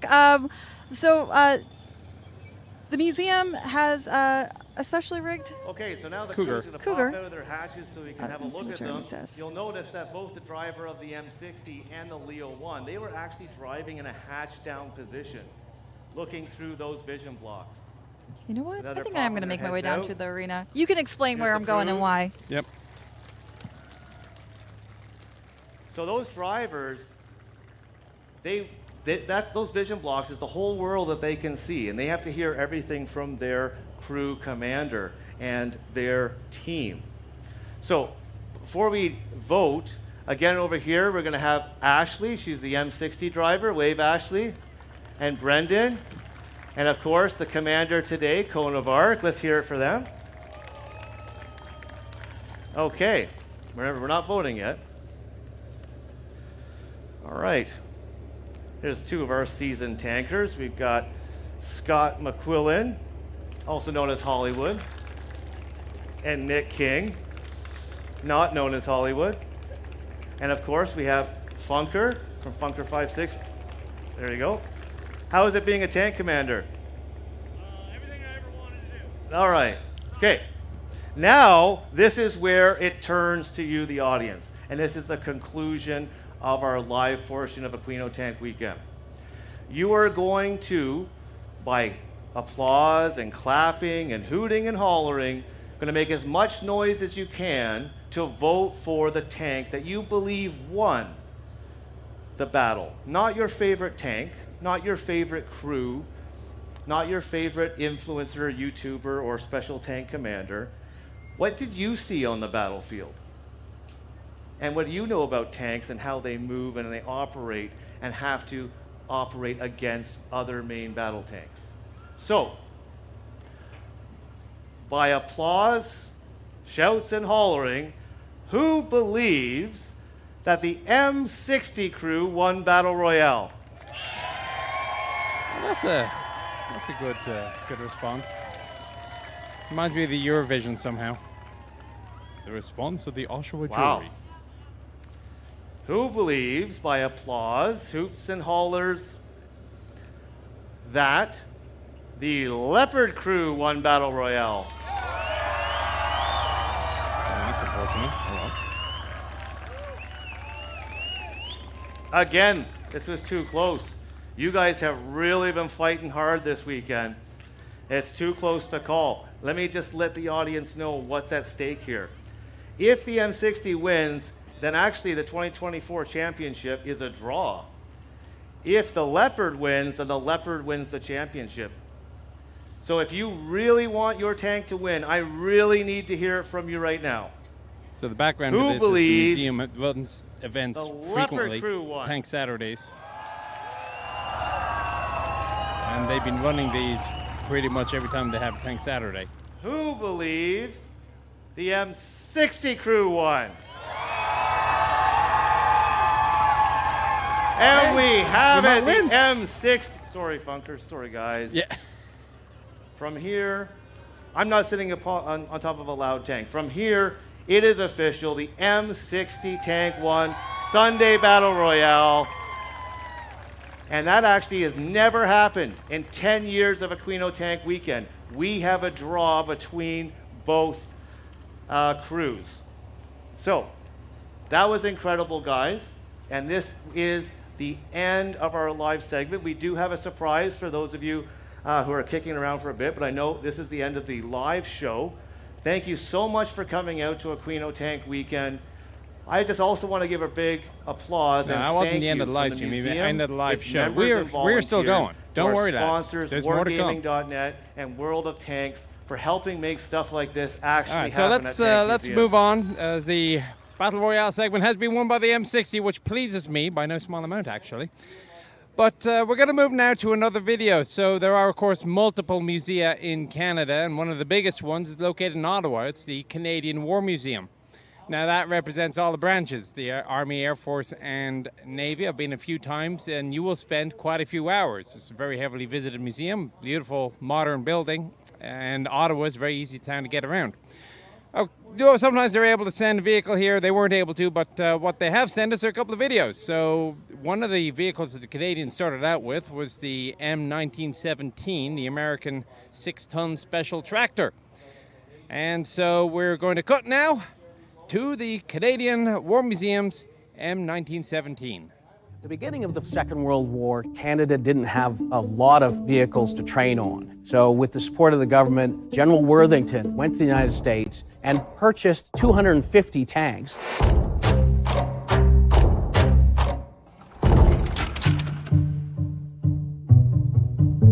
This is an M1917 6-ton tank. During the First World War, the United States decided that they were going to start building tanks. They went to get a copy of an FT-17, a very light, small, fast tank that the French had great success in the First World War. But it's a very tiny vehicle. This is just a 2-person crew. They took a copy of that and then improved them slightly with a change of few parts here and there. This is a wood idler in the French FT-17s, and this is full metal. One of the other things that you notice that puts it as one of those unique Canadian versions is the fact that there's holes cut out on the track pads, and that allows muck and snow to be pushed out as opposed to putting pressure on the pins. So these became the very first kind of armored vehicles that they were using in any numbers in Borden for the Armored Corps to train on. So as more and more vehicles became available, these became obsolete. So as soon as they could start getting rid of them, they did. This particular one actually was sold off to a sawmill in Bracebridge, Ontario. The sawmill owner didn't really need a tank, he needed a tractor. So he would later push off features like the turret and the tail in order for him to have a tractor. He kept it until 1981, where a collector from Wetaskiwin, Alberta, named Stan Reynolds, came across this vehicle, purchased it from the sawmill, and moved it back to Alberta. Stan Reynolds had it out in his yard for many a year at his local museum. When I started with the War Museum in 1994, I began the conversation with Stan Reynolds to acquire this vehicle here. Once it was in the building, we really began to figure out what we needed to get this restoration complete. We went back and we contacted the family of the original owner in Bracebridge. We were able to find some of the bits and pieces, but not the turret. So what we ended up doing is going to Borden, Ontario, where there's another example, and worked with a company here in town called Do Engineering, who worked with us to fabricate the turret. In the end, it was returned back to its tank configuration. Only 20 of the M1917 6 tons are still available to see in museums. And again, that's the Canadian War Museum. You'll find them up in Ottawa. Now, if you hear over the background noise, look over my shoulder, you're going to see Commander AF is out on the field pumping up the crowd. And she's got herself a Cougar, the AVGP. It's basically a LAV, Moag Piranha, except they have modified it. They've removed the coaxial machine gun and fitted it with a T-shirt launcher, which sometimes they might overpressure a little bit and beam one of the crowd, but it's all in good fun. So let's cut over and see what's going on in the field. So, I want to get a chant going. And I think we can make this happen. These two bleachers over here, you're going to combine forces. The way this is going to work, the loudest side is going to get T-shirts launched in their general direction. So that means if you're not the loudest side, you're not going to get any T-shirts. Does that all make sense? Does that all make sense? Alrighty. Oh boy, I feel like this is a little rigged. What we're gonna do here, wow. This third, yeah, you got a good crowd over there. Throw some T-shirts to them. Get a couple T-shirts out to them over there, all the way in the far right. They know what to do. You guys over here, I can't hear you. I want to. All right, let's get a couple T-shirts out to them, and then we're gonna get this chant going. It's a 3-part chant. So, okay. Follow the instructions. Get ready. The two bleachers over here, you're gonna scream at the top of your lungs, as loud as you can, world. Middle one here, you're gonna say, of. And the third one right here with the VIP tapped on, you're gonna say, tanks. And the loudest side is gonna get T-shirts launched their way. So, do we all know what to do? Do we want to do a practice round? No? Okay. We're going into it cold. So when I point at you, you're going to say each word that I've already assigned. Let's get ready. Ready? 1, 2, 3. World. Of.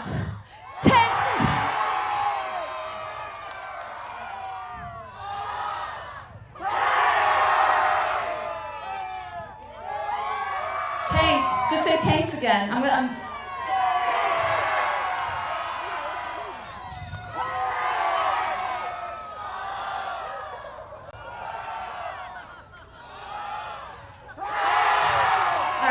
can't decide. Cougar, are we launching T-shirts? You can be launching them the whole time. Let's get some more T-shirts out. I hope we're not running too low. Apollo's like, no. Are you out? Oh, you don't. Oh, Apollo doesn't seem happy. Wow. Oh, we only have a few left, so we should make him work a little harder. Okay. Cougar, well, I come up with a plan. Do you mind launching out some T-shirts along the way? Keep those T-shirts coming. Feel free to go all the way down the line. I want to get another chant going. I will say Jeremy Blowers, the Tank Museum guy, MC extraordinaire, has done once again another impeccable job making sure that everyone here at Aquino Tank Weekend knows just how bad to the bone these tanks are and just how bad to the bone all of the volunteers that make Aquino Tank Weekend happen are. So what I feel like is sometimes he doesn't get enough love back in his direction. And I think because we just have a few t-shirts left, and to really make sure that everyone is feeling the love that is expressed here at Aquino Tank Weekend and that is put into every element of this show, I think we need to get another chant going for my guy, Jeremy. If you were here yesterday, you probably already know what to do. If you don't, I'm going to give you some instructions. At the top of our lungs, so that we can unload and unfold and deal out all of the t-shirts, I want you to scream, "I love Jeremy." Can we do that? All right, I kind of believe you. So I know we only have a few t-shirts left. I have one right here. I'm going to roll it up and throw it out as well. But on the count of 3, we're going to start chanting. That means we're repeating, "I love Jeremy," okay? On the count of 3, 1, 2, 3. I love Jeremy! I love Jeremy! Throw those t-shirts out, Apollo! This is it. This is the big finale. The Cougar. Keep launching. I love Jeremy, and I love tanks. I hope you all had a wonderful Aquino Tank Weekend. If you still want to keep the action going, there are going to be tank rides here in the arena. Of course, the reenactment camps are still set up out there. There may even be some food trucks. And then the World of Tanks team, if you want a chance to meet some of them, obviously we've got Ikaboo and Tanksers. We've got Spec and we've got Apollo. Tragic losses even inside. The Chieftain and I are up in the crow's nest. Please come stop by and say hello. We have 4 PCs set up, so if you are trying to get your World of Tanks kick on while you're here at Aquino Tank Weekend, you can. All right. We also got bonus codes. There's a VIP bonus code up for grabs. If you do some push-ups for me, I'm inclined to give it to you. It's a free Centurion, 5,000 gold, and 30 days of WWII Premium account. So come visit us at the World of Tanks game stations, and thank you for coming out to Aquino Tank Weekend, everyone. Bye.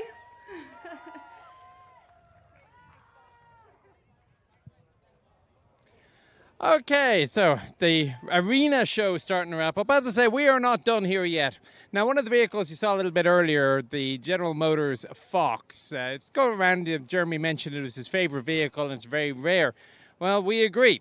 So we took a stronger and closer look at it a little bit earlier. And so sit back, relax, and enjoy a short video on the GM Fox.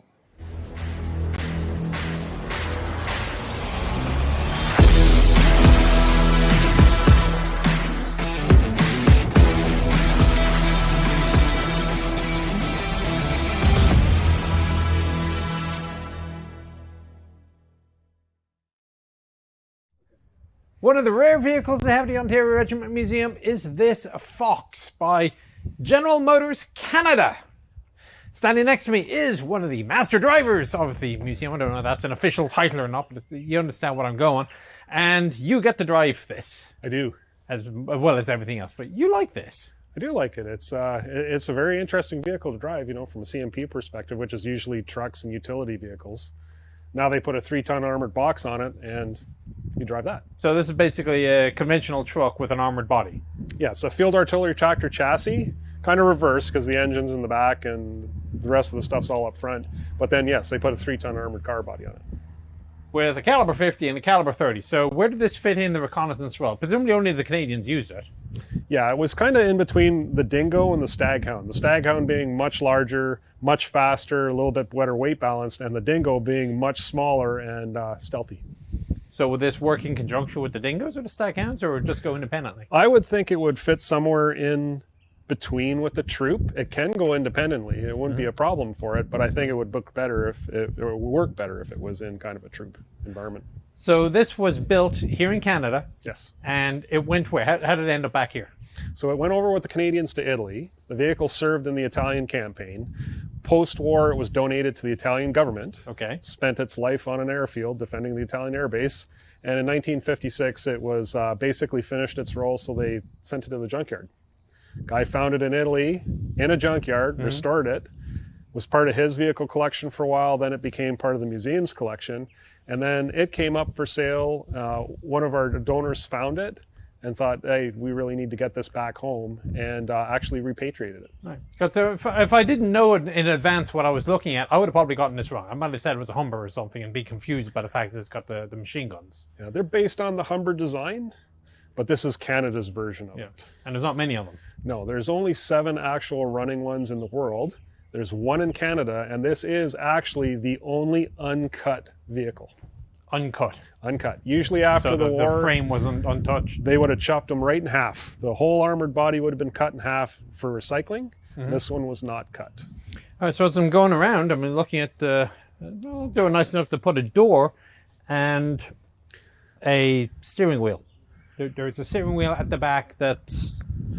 What do? You like stand and you're looking out over the top and you're doing this? Well, you'd probably be sitting there and the crew commander would be telling you which way to go, but there is a lever on the side that actually engages that steering wheel. Now, there's no pedals or anything, so you're actually... Oh, heaven forbid you need pedals to drive an old vehicle. Yeah, it's kind of weird.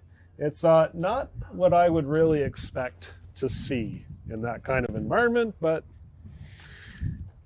So you say, as the chassis is a converted truck chassis, I'm assuming you're getting parts or whatever for this thing aren't too hard.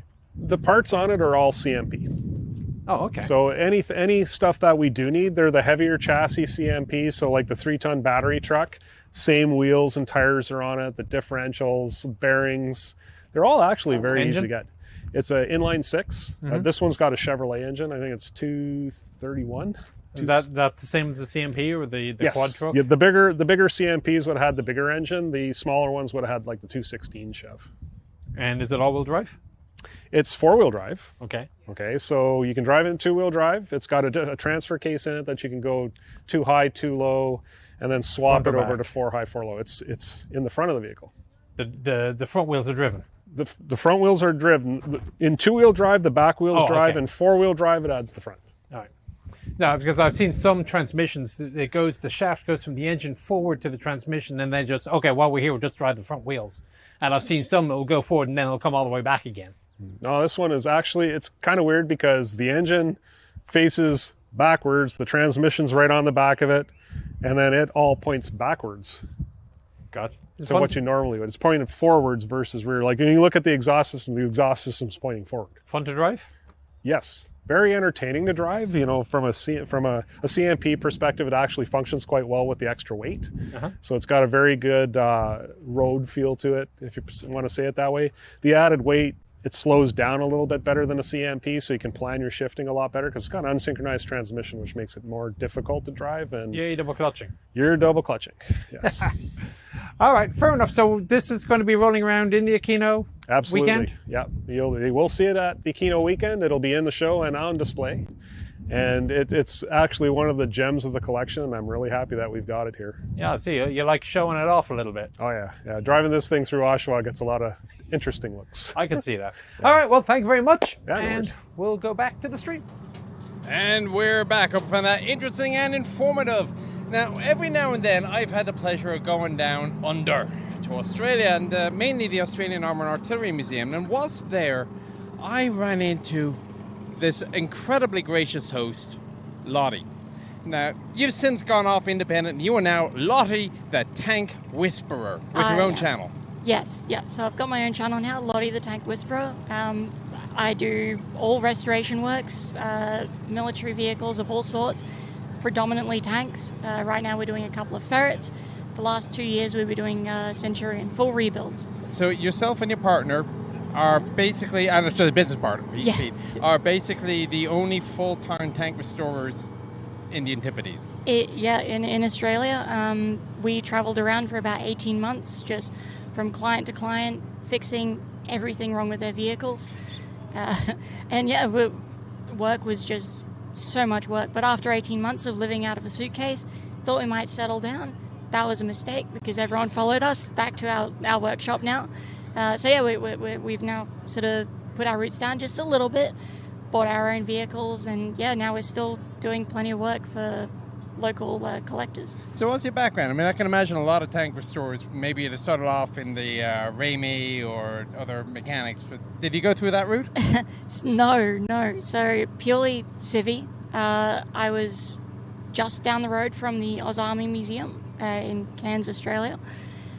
I was there 7 years. I started as a volunteer. I walked in just saying, hey, you got really awesome stuff here. I want in, jump in. I want to clean, whatever. I just wanted to be inside because how often do you get to do that? And I think that lasted all of, 2.5 weeks. And then I was sort of working there, actually on the front counter. Then that evolved into becoming the firearms instructor there. And then after that, I was driving all the vehicles because they were short on drivers. Don't know why. It's an awesome job. And then, Peter came into the equation. I apprenticed myself off to him, got all my qualifications up, and here we are. You surely are a jack of all trades. And you have had a very busy 18 months to a year. When did you open your workshop? Only 5-ish months ago. Yeah. So just the start of this year, we've sort of had this really good deal come up. Couple of ferrets and couple of Bren gun carriers and a ferret plus all these spare parts. The price was right, but once you buy something like that, you need somewhere to put it. And I don't think the folks at home would like it if I parked an armored vehicle in the backyard. So found this lovely timber yard that was going away from the timber industry, renting out free industrial space. Moved in there. So how much business is there for tank restoration in Australia? I mean, it doesn't strike me as being a very tank-oriented country. More than you think. So there's been a lot of the Centurions specifically, instead of going to scrap heaps like you would normally expect after their service, they went out to tender. And it just so happens that there's one fella, Tim Vibert, really good friend. Daddy's watching this. We'll send him a link. He ended up with 150 plus Centurions all at the same time because he won the tender. I think it was something ridiculous, like 50 cents per ton more than the scrappers. So not that much. He just got it. And because of him and a bunch of other people, especially after the Second World War, vehicles are just everywhere in Australia. Quite a few of them are cut up because there was no industry in Australia, so they were used for... Sorry, a bit justy. A few of them were actually used for farming because we had no farming machinery there. So if you go down to Australia, you'll find paddocks filled with Lees, Stewarts, Grants, Centurions. Sounds like a nice place to me. Yeah, pretty. And lots of things that will kill you. Here's the other problem. It's in Australia. Oh, yeah. Oh, you mean the natural predators? Yes. Okay. Oh, yeah. Drop bears, hoop snakes, if you know. Got to watch out for them. So what are you doing here? I mean, it's kind of... you look at the globe, you see Australia, you see Canada, and this isn't exactly around the corner. Well, I turned on YouTube, as you do, and I saw this line of leopards for the Remembrance Day that they hold here. Absolutely.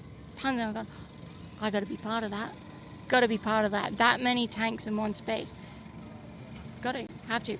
And so, I believe we shot Jeremy a message, and we say, hey, look, we're from Australia. We've done loads of stuff, and we used to be heavily involved with Ozama Fest in Australia. We'd love to be part of it. So I flew down last year, just didn't know really what to expect, but I thought I got to see it at least once. Peter unfortunately got completely flooded, so he couldn't make it last year, but dragged him along this time, and it was awesome. Best 3 days of just tanking nonsense. Getting in here, getting stuck into it, and I promised myself I wasn't going to push myself to work or anything. And I think that lasted all of 20 minutes, and I changed the fan belt on a CVRT. Yeah, it was a head down, butt up, and straight into the CVRT. And I think from there I was like, I got to come back. So, what is the hairiest situation you found yourself in now? Like here at Aquino this weekend, was there anything? Like I know that you're helping repair and make sure these vehicles are ready for the shows. What have you seen so far? We Chieftain of all things broken down in his Typical. natural habitat. We don't like chieftains at all. Except for this one. No, so. Yeah, Chieftain breakdown. We weren't really involved with that. We'll leave that to the people who actually like them. No, the CVRTs. That's predominantly what we've been working on. So that's what all the golf vets. You'll probably see some footage of that later. That's your reward, is you got to drive around a CVRT. Oh yeah, I mean, I've done loads of hours in CVRT. We used to, sort of gun around them in Victoria. Muddy areas, hills, everything, the most extreme places. So I think some people would squint at what we've done with CVRTs. This is very tame by comparison, but there's so many of them. So it's a constant battle. Oh, the batteries on this one aren't working. Track on this one needs tightening. Fan belts come off on this one. We pulled one apart on a Friday, I think it was, completely apart because we had to change all the oil filters and fuel filters, swap them all over, which doesn't sound like a big job, but when it's at the bottom of the engine and you can't get to it, it's a little bit of a problem.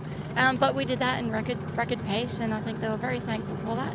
It's been pretty good. I think the worst thing we got to look at for the CVRTs, one of the steering brakes locked on one side on one of the strikers. We'll look at that probably tomorrow. Wiggling away. Yeah, it was sort of doing a little jiggy. So let's go back to the channel. So Lottie the Tank Whipper as a channel, it's not a history channel, it's basically a mechanic channel.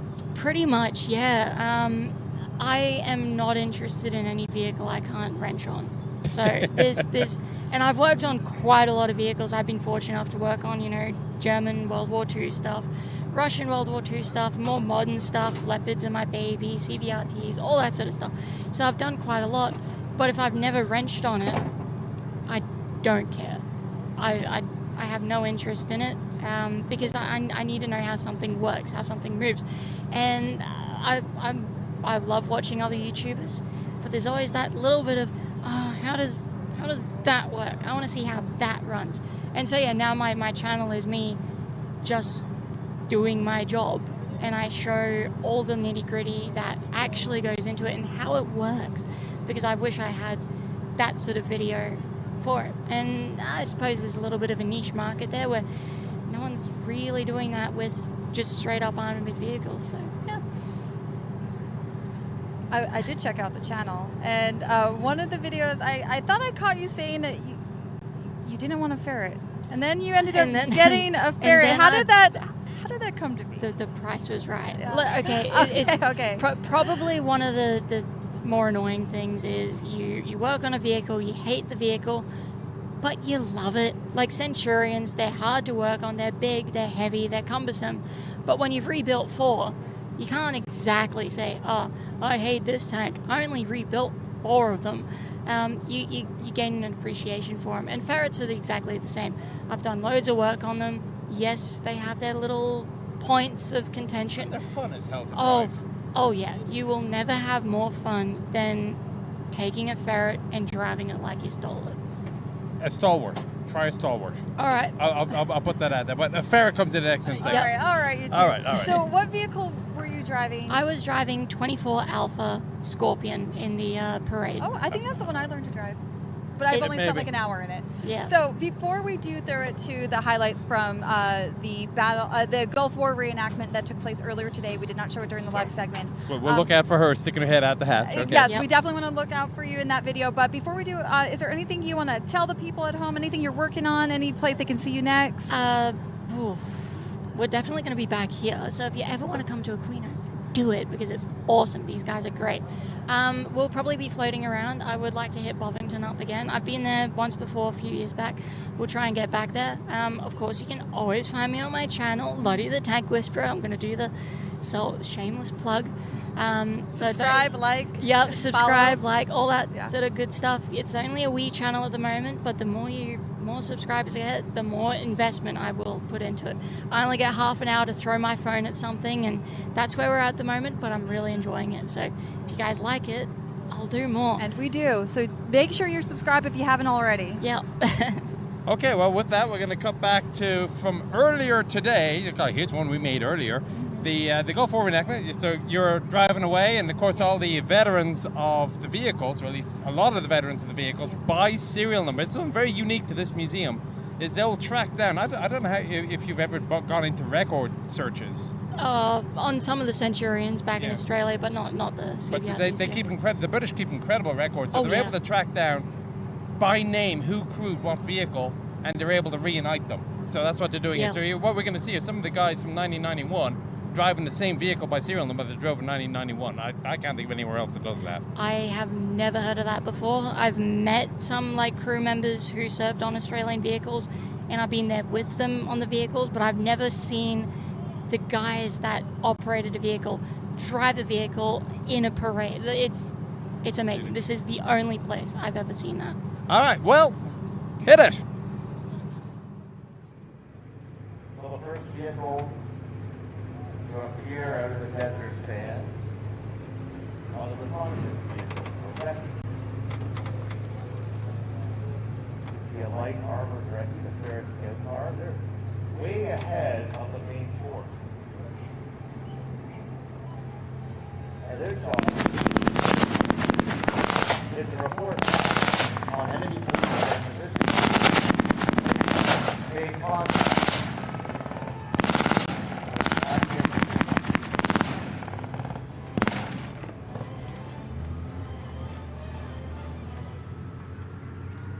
See a ferret? Some protection for the food. Big smoke.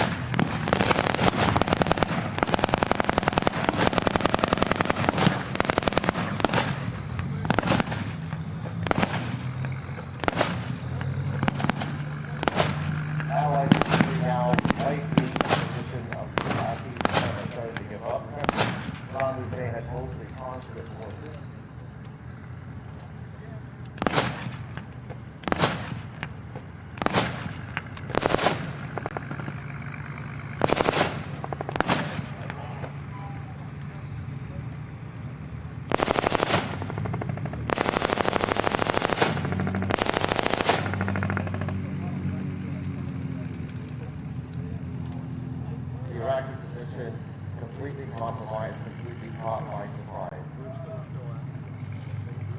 all this fast-moving allied armor coming from the Hetzer because of their GPS.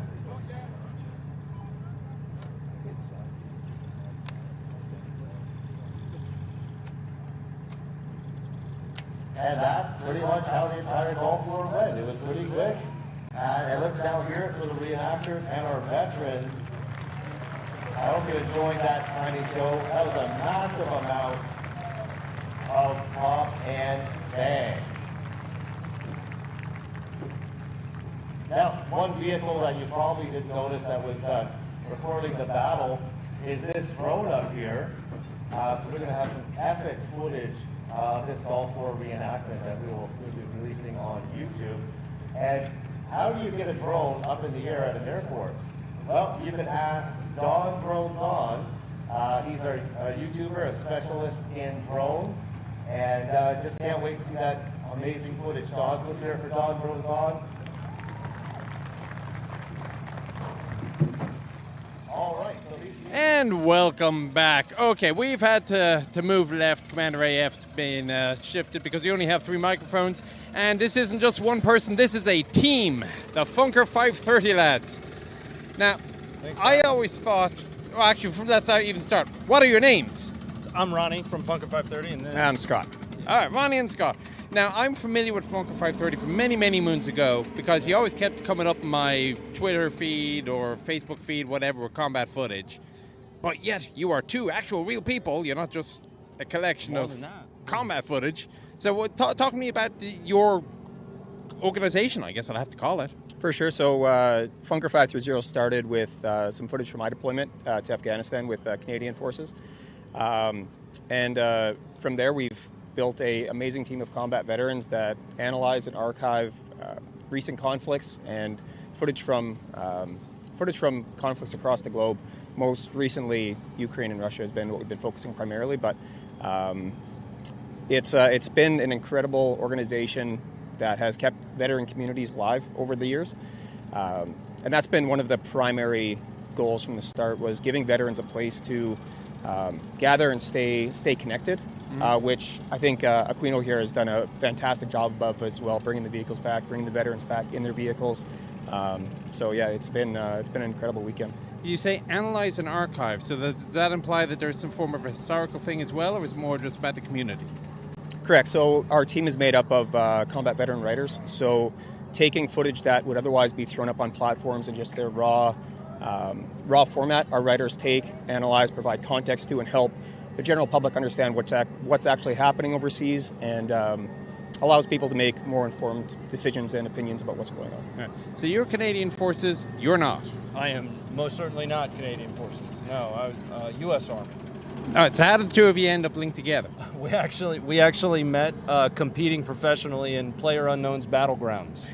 Yeah, we were PUBG competitors, met in Vegas. I let him borrow my headphones because he came unprepared. But that was about half a decade ago. And at this point, the team's continued to scale.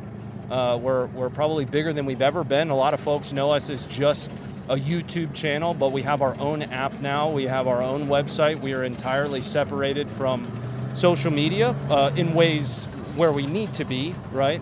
As a historical archive of footage. And we take that very seriously. So do you guys come to events often, or is this a little bit of an outlier for you?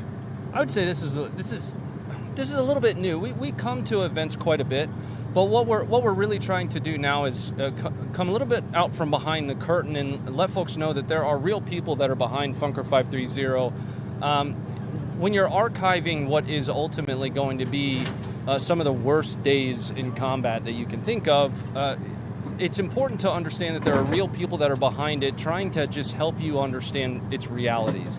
Not necessarily just post something or archive something for the wow factor, but we sent World War II directors into World War II. Imagine if somebody was actually sitting there and archiving everything that they brought back that was indexable, searchable for us now. 30 years from now, Funker 530 will still be available for when people want to see what the 9M22S magnesium munition is. Right? When people are talking about that being used, they know where they can go and they can find that footage. So We love coming out to events like this, especially ones that align so well with our mission from a conservation of history perspective. That's what Aquino's doing. We are archiving history as Funker 530. So what have you learned by coming here? I mean, I always say it's all very well to read the data and look on Google or Wikipedia or anywhere else, but I always learn something when I go to a museum, no matter how much of an expert I think I am. What have you learned from coming here to Aquino? Well, I learned that tanks are way smaller inside than you'd think. It's a big vehicle, and I am not a huge guy. I'm a very average height person, first of all. You're just a giant. I'd like everybody to know that. Giants exist, and they're sitting next to me right now. No, they're much smaller inside than you'd think, and you made a comment. You and I went through the M60, I want to say it was. You said this was roomy. And I'm looking at it, I'm like, man, if there's a fire, we're done. They're very small inside, but that's such an awesome experience because it helps you understand what these crews that you can, in some cases, speak to out here, what they were going through. They can tell you the stories of what it's like to be inside of them. There's so much to learn. Distilling that into one thing would be really, really hard to do. Are you going to come back to Aquino next year, or are you going to look for another event? Absolutely. Yeah. No, we'll be here. You invite me, I'm coming. Yeah. You gonna let me ride in a tank again? That sounds awesome. Okay, well, I'm glad you're enjoying yourself. Okay, so you say Funker 530. It's actually an app and a website as well as a YouTube channel. Yeah, so we have YouTube, we have Facebook. We're about 6 million total across all of our socials. But where we're really, really leaning in on right now is the app and the website. There are over 550,000 downloads of our app. We're near the top 100 of news apps. We're an archive, but we do archive things as close to current event as possible. So 550,000 downloads of that. We have 5 stars across both iOS and Android. We have the website. The website's, we're finishing an overhaul of the website now. Things look better than they ever have for Funker 530, and we're very excited that World of Tanks brought us out here to, win the Leopard battle, by the way. And no. That M60 was toast. I want to be clear. I was robbed. That crew was robbed. I was in it. I was there. All right. Well, I thank you very much for your time for coming out. Again, I hope you had a great time. It sounds like you did. What we're going to do now is we're going to kick over to another VT. So we're talking about what it's like inside a vehicle. Well, we decided that we were going to have Commander AF go learn a little bit more about operating vehicles. So we decided to see if she could drive a CVRT. Let's see what happened. Right, now unless you remember all the fun you had learning to drive the M113. Yeah, in the Tanks 101 series? Yeah, that one. Episode 2, driving. It's awesome.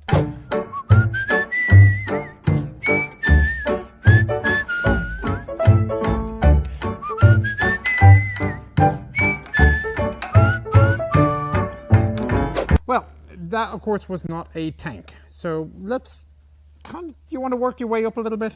I'm ready to work my way up. All right. So what we are standing next to here is an FV-101 Combat Vehicle Reconnaissance Tract. Looks kind of like a tank. It does look like a tank. Is this a trick question? There are tracks. Yeah. Some countries use it as a light tank. It's technically a reconnaissance vehicle. However, it actually drives closer to a proper tank than the PC that you drove before. Okay. So if you want to consider this like stepping up, who knows? Maybe you could graduate harder. To the M60? Yep, higher indeed. To the M60? I don't know. What about the Chieftain? Yeah, that's fun. Okay. Actually, the Chieftain is one of the most fun tanks I've ever driven, but that's another matter entirely. Okay, so what we'll do then is we'll put you through a conversion course because we can't just let you go in and drive. No, of course not. We shouldn't do that. The insurance company won't let us. So what we'll do is put you through the conversion course. Now, of course, I am an officer. NCOs are the primary trainers. I just supervise and make sure it happens. So what we'll do is, you remember Rich, right? Of course I remember Rich. Our super tanker? Yeah, I remember Rich. All right, so I'm going to hand it over to him, and I'll let him take it the rest of the way. Oh, typical. I'll see you on the driving field. All right, bye, Chieftain.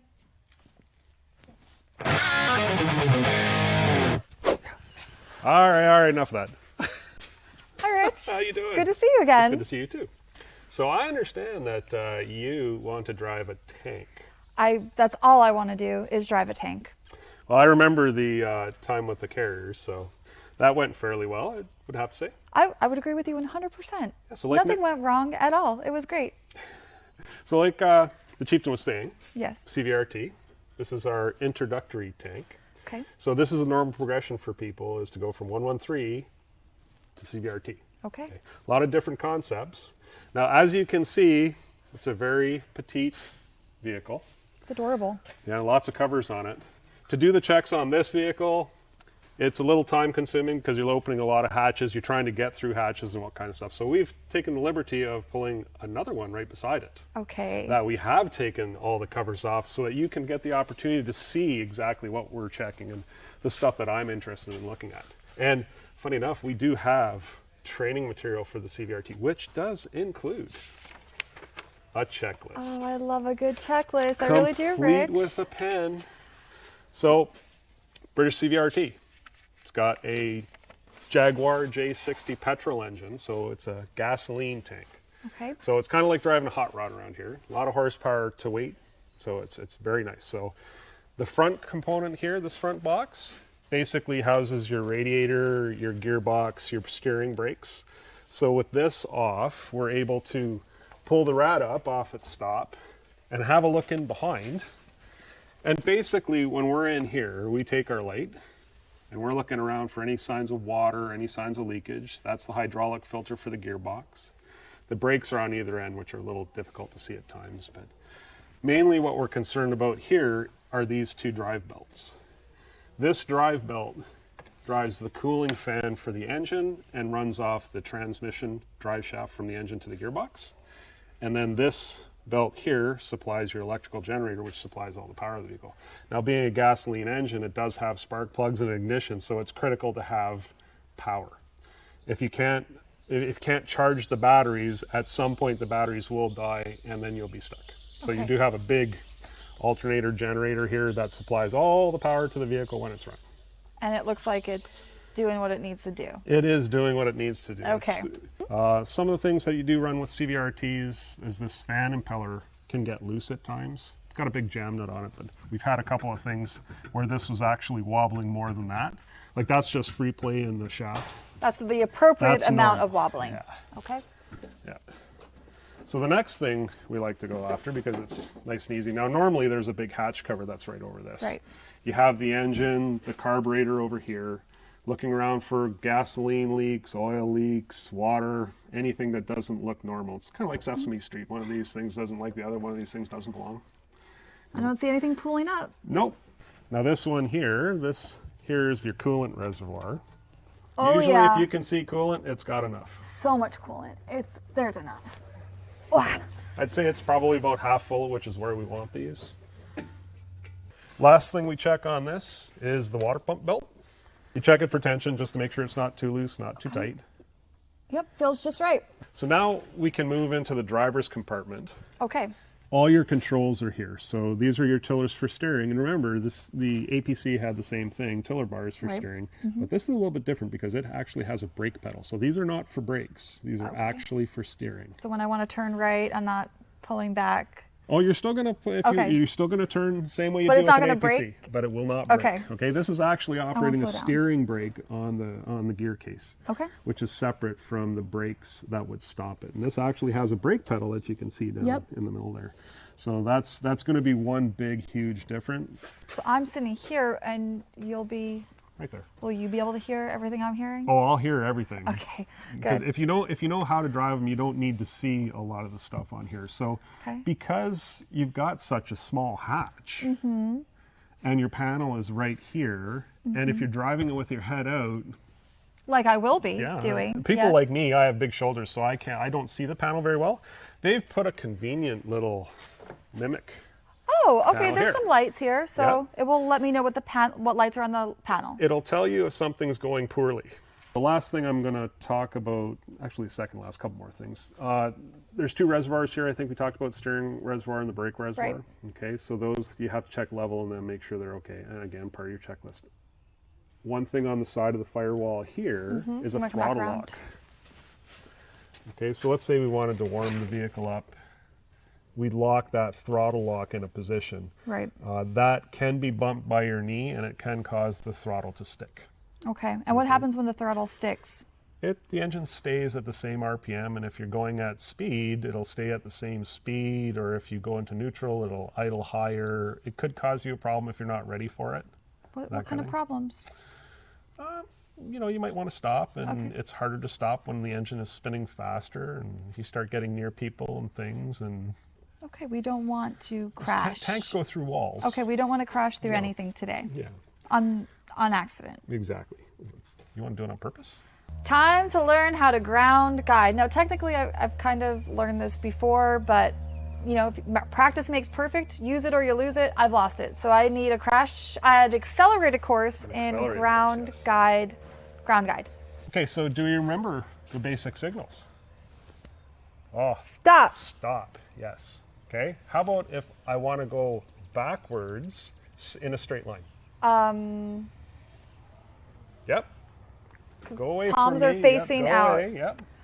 So we don't do, no, we don't do any of this. We don't do any of this. We're not doing the fashion show shoots, right? It's always very purposeful here. Okay. I want you to go away.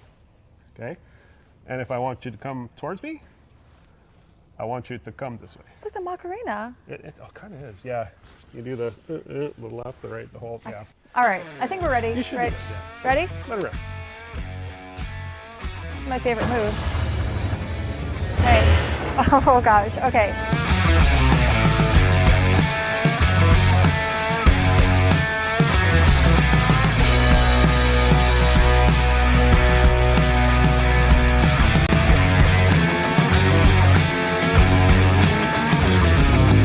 Yeah, 6. Okay, well, all right, Perfect. so I can figure out how to help another driver or vehicle operator out of the garage. I have a feeling it might be my turn soon to figure out how to drive this bad boy. Oh, yeah. I'm a little nervous. That was fun, though. What a rush. Oh, it's ground guiding. It's easy. Yeah, And yeah, so easy.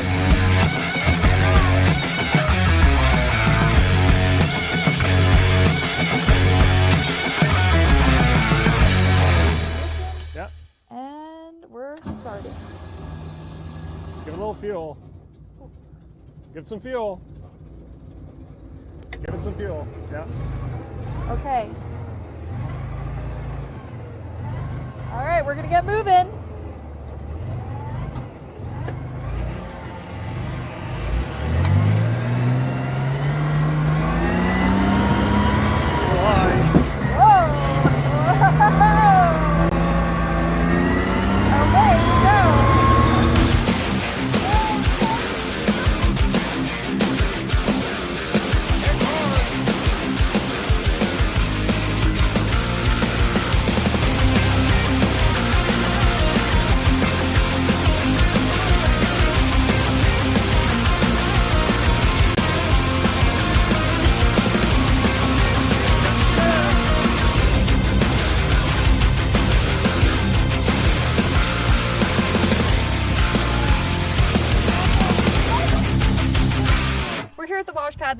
This is part of the process. You get to learn how to drive, you gotta make sure that it's ready to drive, and then when you're done, you gotta clean it up. So I'm gonna clean up after my mess. I understand there's a fire hose and things could get a little messy, but I'm ready. Good luck.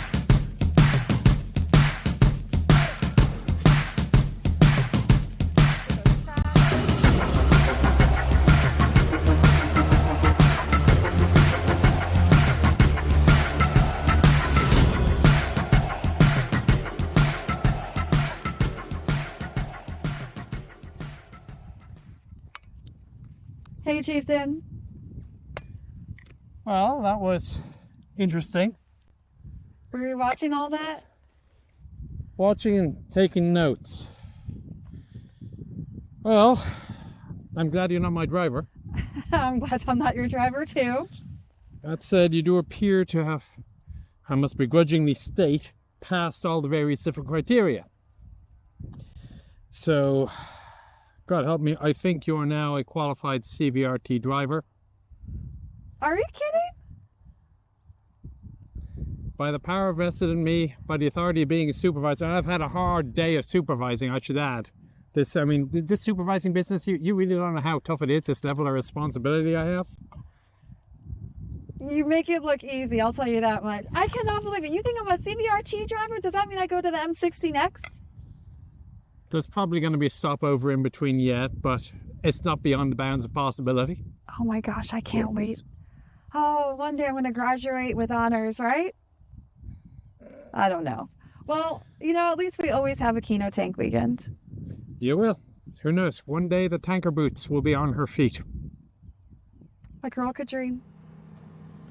Well, the arena show is done, but I see a whole line of people still looking for APC rides. Oh, maybe they think they're going to have a chance to drive a CVRT like I did.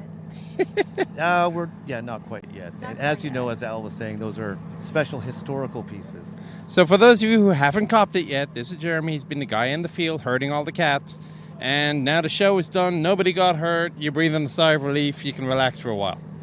Yeah, well, in about an hour, I can relax in a while. We still got to put the tanks away. Well, fair. Yeah. No, that's tomorrow. Oh. It takes us about 2 days to get all this equipment back into its storage. So. All right, so what lessons have we learned from Aquino this year that you didn't learn last year? What did you try new? Our second war battle was really sophisticated. We added the artillery barrage, a bit more pyro, just kind of like once again bring it to life, more than we had done in past years. So, the show was not as great as you may have seen it today on Saturday. It was more of our test run. I just lost one of They them. don't know that. The viewers don't know that. The show was awesome today. Well, once again, from a technical aspect, it was awesome on Saturday as well. But the team just really nailed it. Mm-hmm. It was just like a cacophony of noise, like an experience of, kind of getting them close to the battlefield.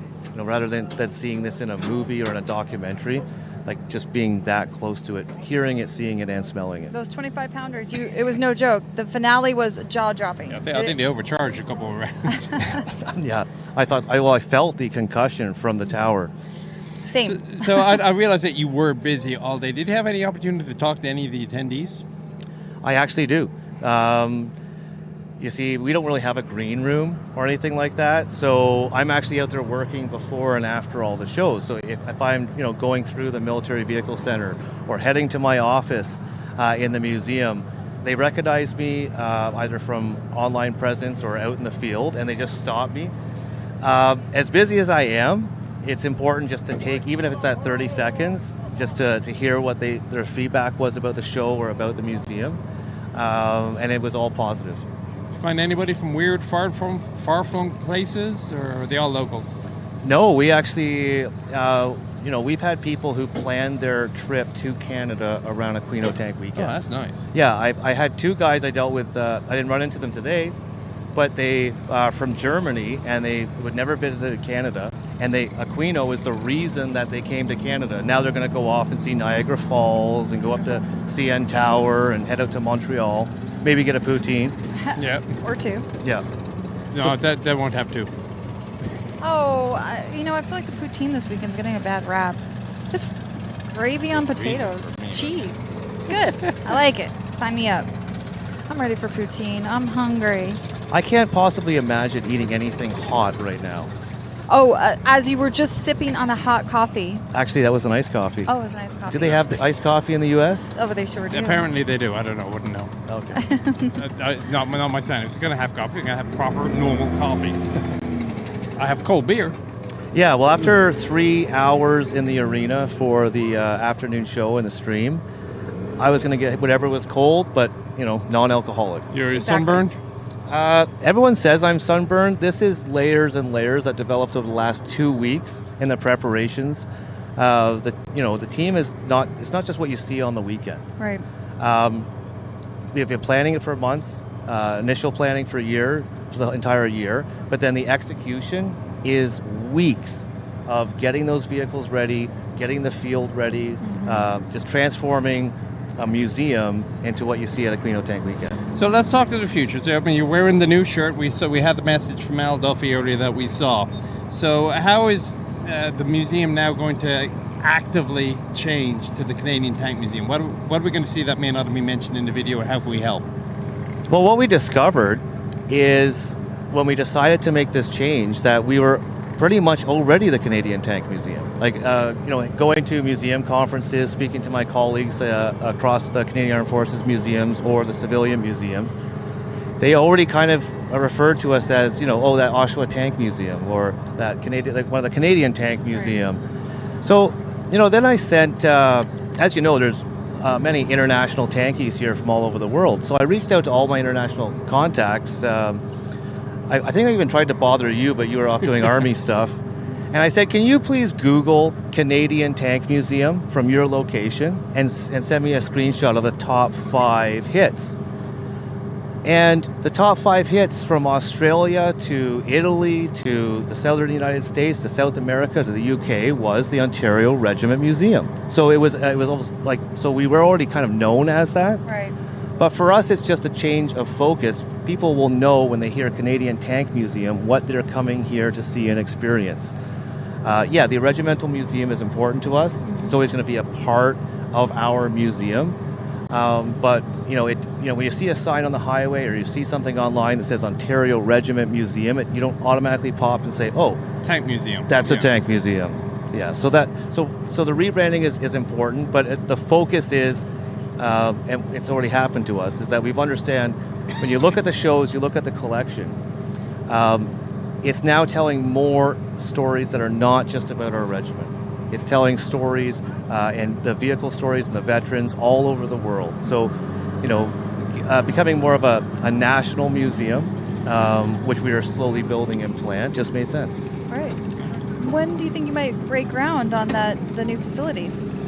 Well, we're pleasantly surprised. In Canadian dollars, we estimate the cost to be somewhere around or just above $30 million. Okay. On the first day of the announcement, June 27th, we received a commitment right on day one of $5 million from 2 major donors. That's amazing. And there was a number of major donors that were actually at Aquino this weekend. And I understand from our fundraising committee that we're probably getting some more commitments. So within a month, we're making leaps and bounds. We haven't even gone to regular fundraising or gone to the public yet. We're hoping that maybe with corporate sponsorships and private foundations, we could probably fund this construction in the next 3 years. Is the government helping out, either Ontario province or the Canadian federal government? Well, we haven't asked yet. Oh, okay. So the situation is that our municipality, the city of Oshawa, has been incredible. Both the mayor and council, all of the South Field that you see that turns into Aquino Tank Weekend, they have allocated that for future growth of the museum. And as you know, it wasn't in the stream, but it's not just the tanks in the build. We are responsible for the historical Second World War structures, maintaining that. Airmen's Park, that's Air Force, doesn't really have a lot to do with tanks. So the whole complex, a large historical complex and museum, is really the city of Oshawa. We also posted another job. We're hiring a development officer for the Canadian Tank Museum. Mm-hmm. We'll then start looking at what grant opportunities there are in the province of Ontario and on the federal level. Gotcha. Okay, so we have to keep an eye out then for a future announcement. Say, hey, we're now public fundraising. You're not at that point yet. No, we made the announcement of the kicking off of the campaign and of the name change. Well, you make sure you let us know, because I'm sure that the World of Tanks community is going to want to help too. World of Tanks community has been amazing on many of the projects. Look at Project Uplift and stuff like that. So, the global community that's brought together by World of Tanks really care about tank museums and it shows. So I'll let you know as soon as we're well, I'm looking forward to coming back next year. I mean, it's always great fun, and you guys are always absolutely fantastic hosts. Oh, thank you. We love coming up here. I plan my trip to Canada around coming to the museum. Oh, of course you do. That's fair. Yeah. Alrighty, well, I do let's have do some housekeeping notes. I was just about to say, I've got some housekeeping, so if you'll bear with me, Tragic Loss did share the winners of our giveaway with me. Real quick, I just want to say congratulations to the winners of our Battle of Aquino trivia giveaway, which will award 5 people the Ram 2, and then the runners-up some premium consumable packs. I'll go through those real quick. The Ram 2 winners are PBXN 109, Stonebreaker 1987, Animus 77, Left Third Joe, Chooch Choo James, Congratulations, you just I won love a some of Ram these 2. Over the next couple of days, we will work out getting those credited to your account. And then for our boosters, oh my gosh, this seems like so many more people than I expected. Sprint Them, Quiller 9, Watt JOK, Ugby 33, Soronek 999. How hard could this be? Well, you know, it's been a long week and my brain's broken. Jan Kovicki, Marlin 337, Critical Corvus, Polymerc, and Exodus_00. Congratulations, you just won the premium consumable packs. And then for our geeky jerseys and for A1 Sherman hockey jerseys, you should have received an email. I will double check with Tragic, but we have got 2 winners on that. What were the winning Canadianisms? Oh, A. Oh, okay, yeah. Okay. The classic. The classic. The tank jerseys were the coolest thing you've ever given away, eh? A. Yeah. Wow, I like how you did that. Okay, it's a Buggy Honey. I'm never gonna get it right. Honey Buggy. Bunny hugger. Bunny hugger. It's not a bunny hugger. It's a hockey jersey. Okay. But you get the idea. So we've got our giveaway winners. Congratulations. And I hope everyone has claimed their drops. Don't forget, the token store is open until July 31st. So that means you have a couple days left to accumulate as many more tokens as you can so you can unlock some of those cool styles, including the Amari Oud Escamari style and the Aquino style. Those are available in the token store. We also have the Watt Salute program that was recently refreshed. The challenge. And it's the going out charity now, challenge. challenge. Yep. So if you weren't around earlier, it's a challenge is between the Disabled American Veterans and Operation First Responder. These are both organizations that support veterans of the military, particularly wounded, and Operation First Responder also does first responders, civilian type. So tomorrow, look out, you're going to join a team, and both charities are going to get a cash donation. Which one gets the bigger one? Well, that is up to you guys. You do not have to be a member of the Watt Salute program to participate, although you do get a few extra options for winning things and raffles if you are a Salute member. Salute is the military appreciation program that we won, both World of Tanks and World of Warships. That actually applies to both. If you are a Canadian or United States military veteran, you will be verified by ID.me. They're a third-party, federally approved verification service. They don't send us any data. They just say, yep, he's a veteran, or she. And you become a member. And there's various different benefits we're giving away now. It's a new tank, T-26E3 Eagle 7. There are styles, Days of Glory style, a few other bits and bobs, military discounts, and other goodies. I mean, there's a whole web page. We refreshed the web page. Yes. Just go to the web page, and that'll fill you in the rest of it. Okay, are we done? Almost. Almost. One We're not done shameless yet. plug from my side. Sorry, Jeremy. We've That's got okay. Watt Monthly August. It's coming out on July 31st. Of course, it will be hosted by me, yours truly, Commander AF, giving you an overview of all the exciting things happening in World of Tanks PC that you have to look forward to this August. Check it out on July 31st. Chieftain, do you have any shameless plugs? No, other than about you, but I need a beer. Okay. Yeah, once again, my last plug is just thank you to the Watt team for coming out, for the community for tuning in. And if you're ever in Canada, stop in at the Canadian Tank Museum. All right, well, hope you found it all interesting and informative. Take Thanks care. for watching. Bye, everyone.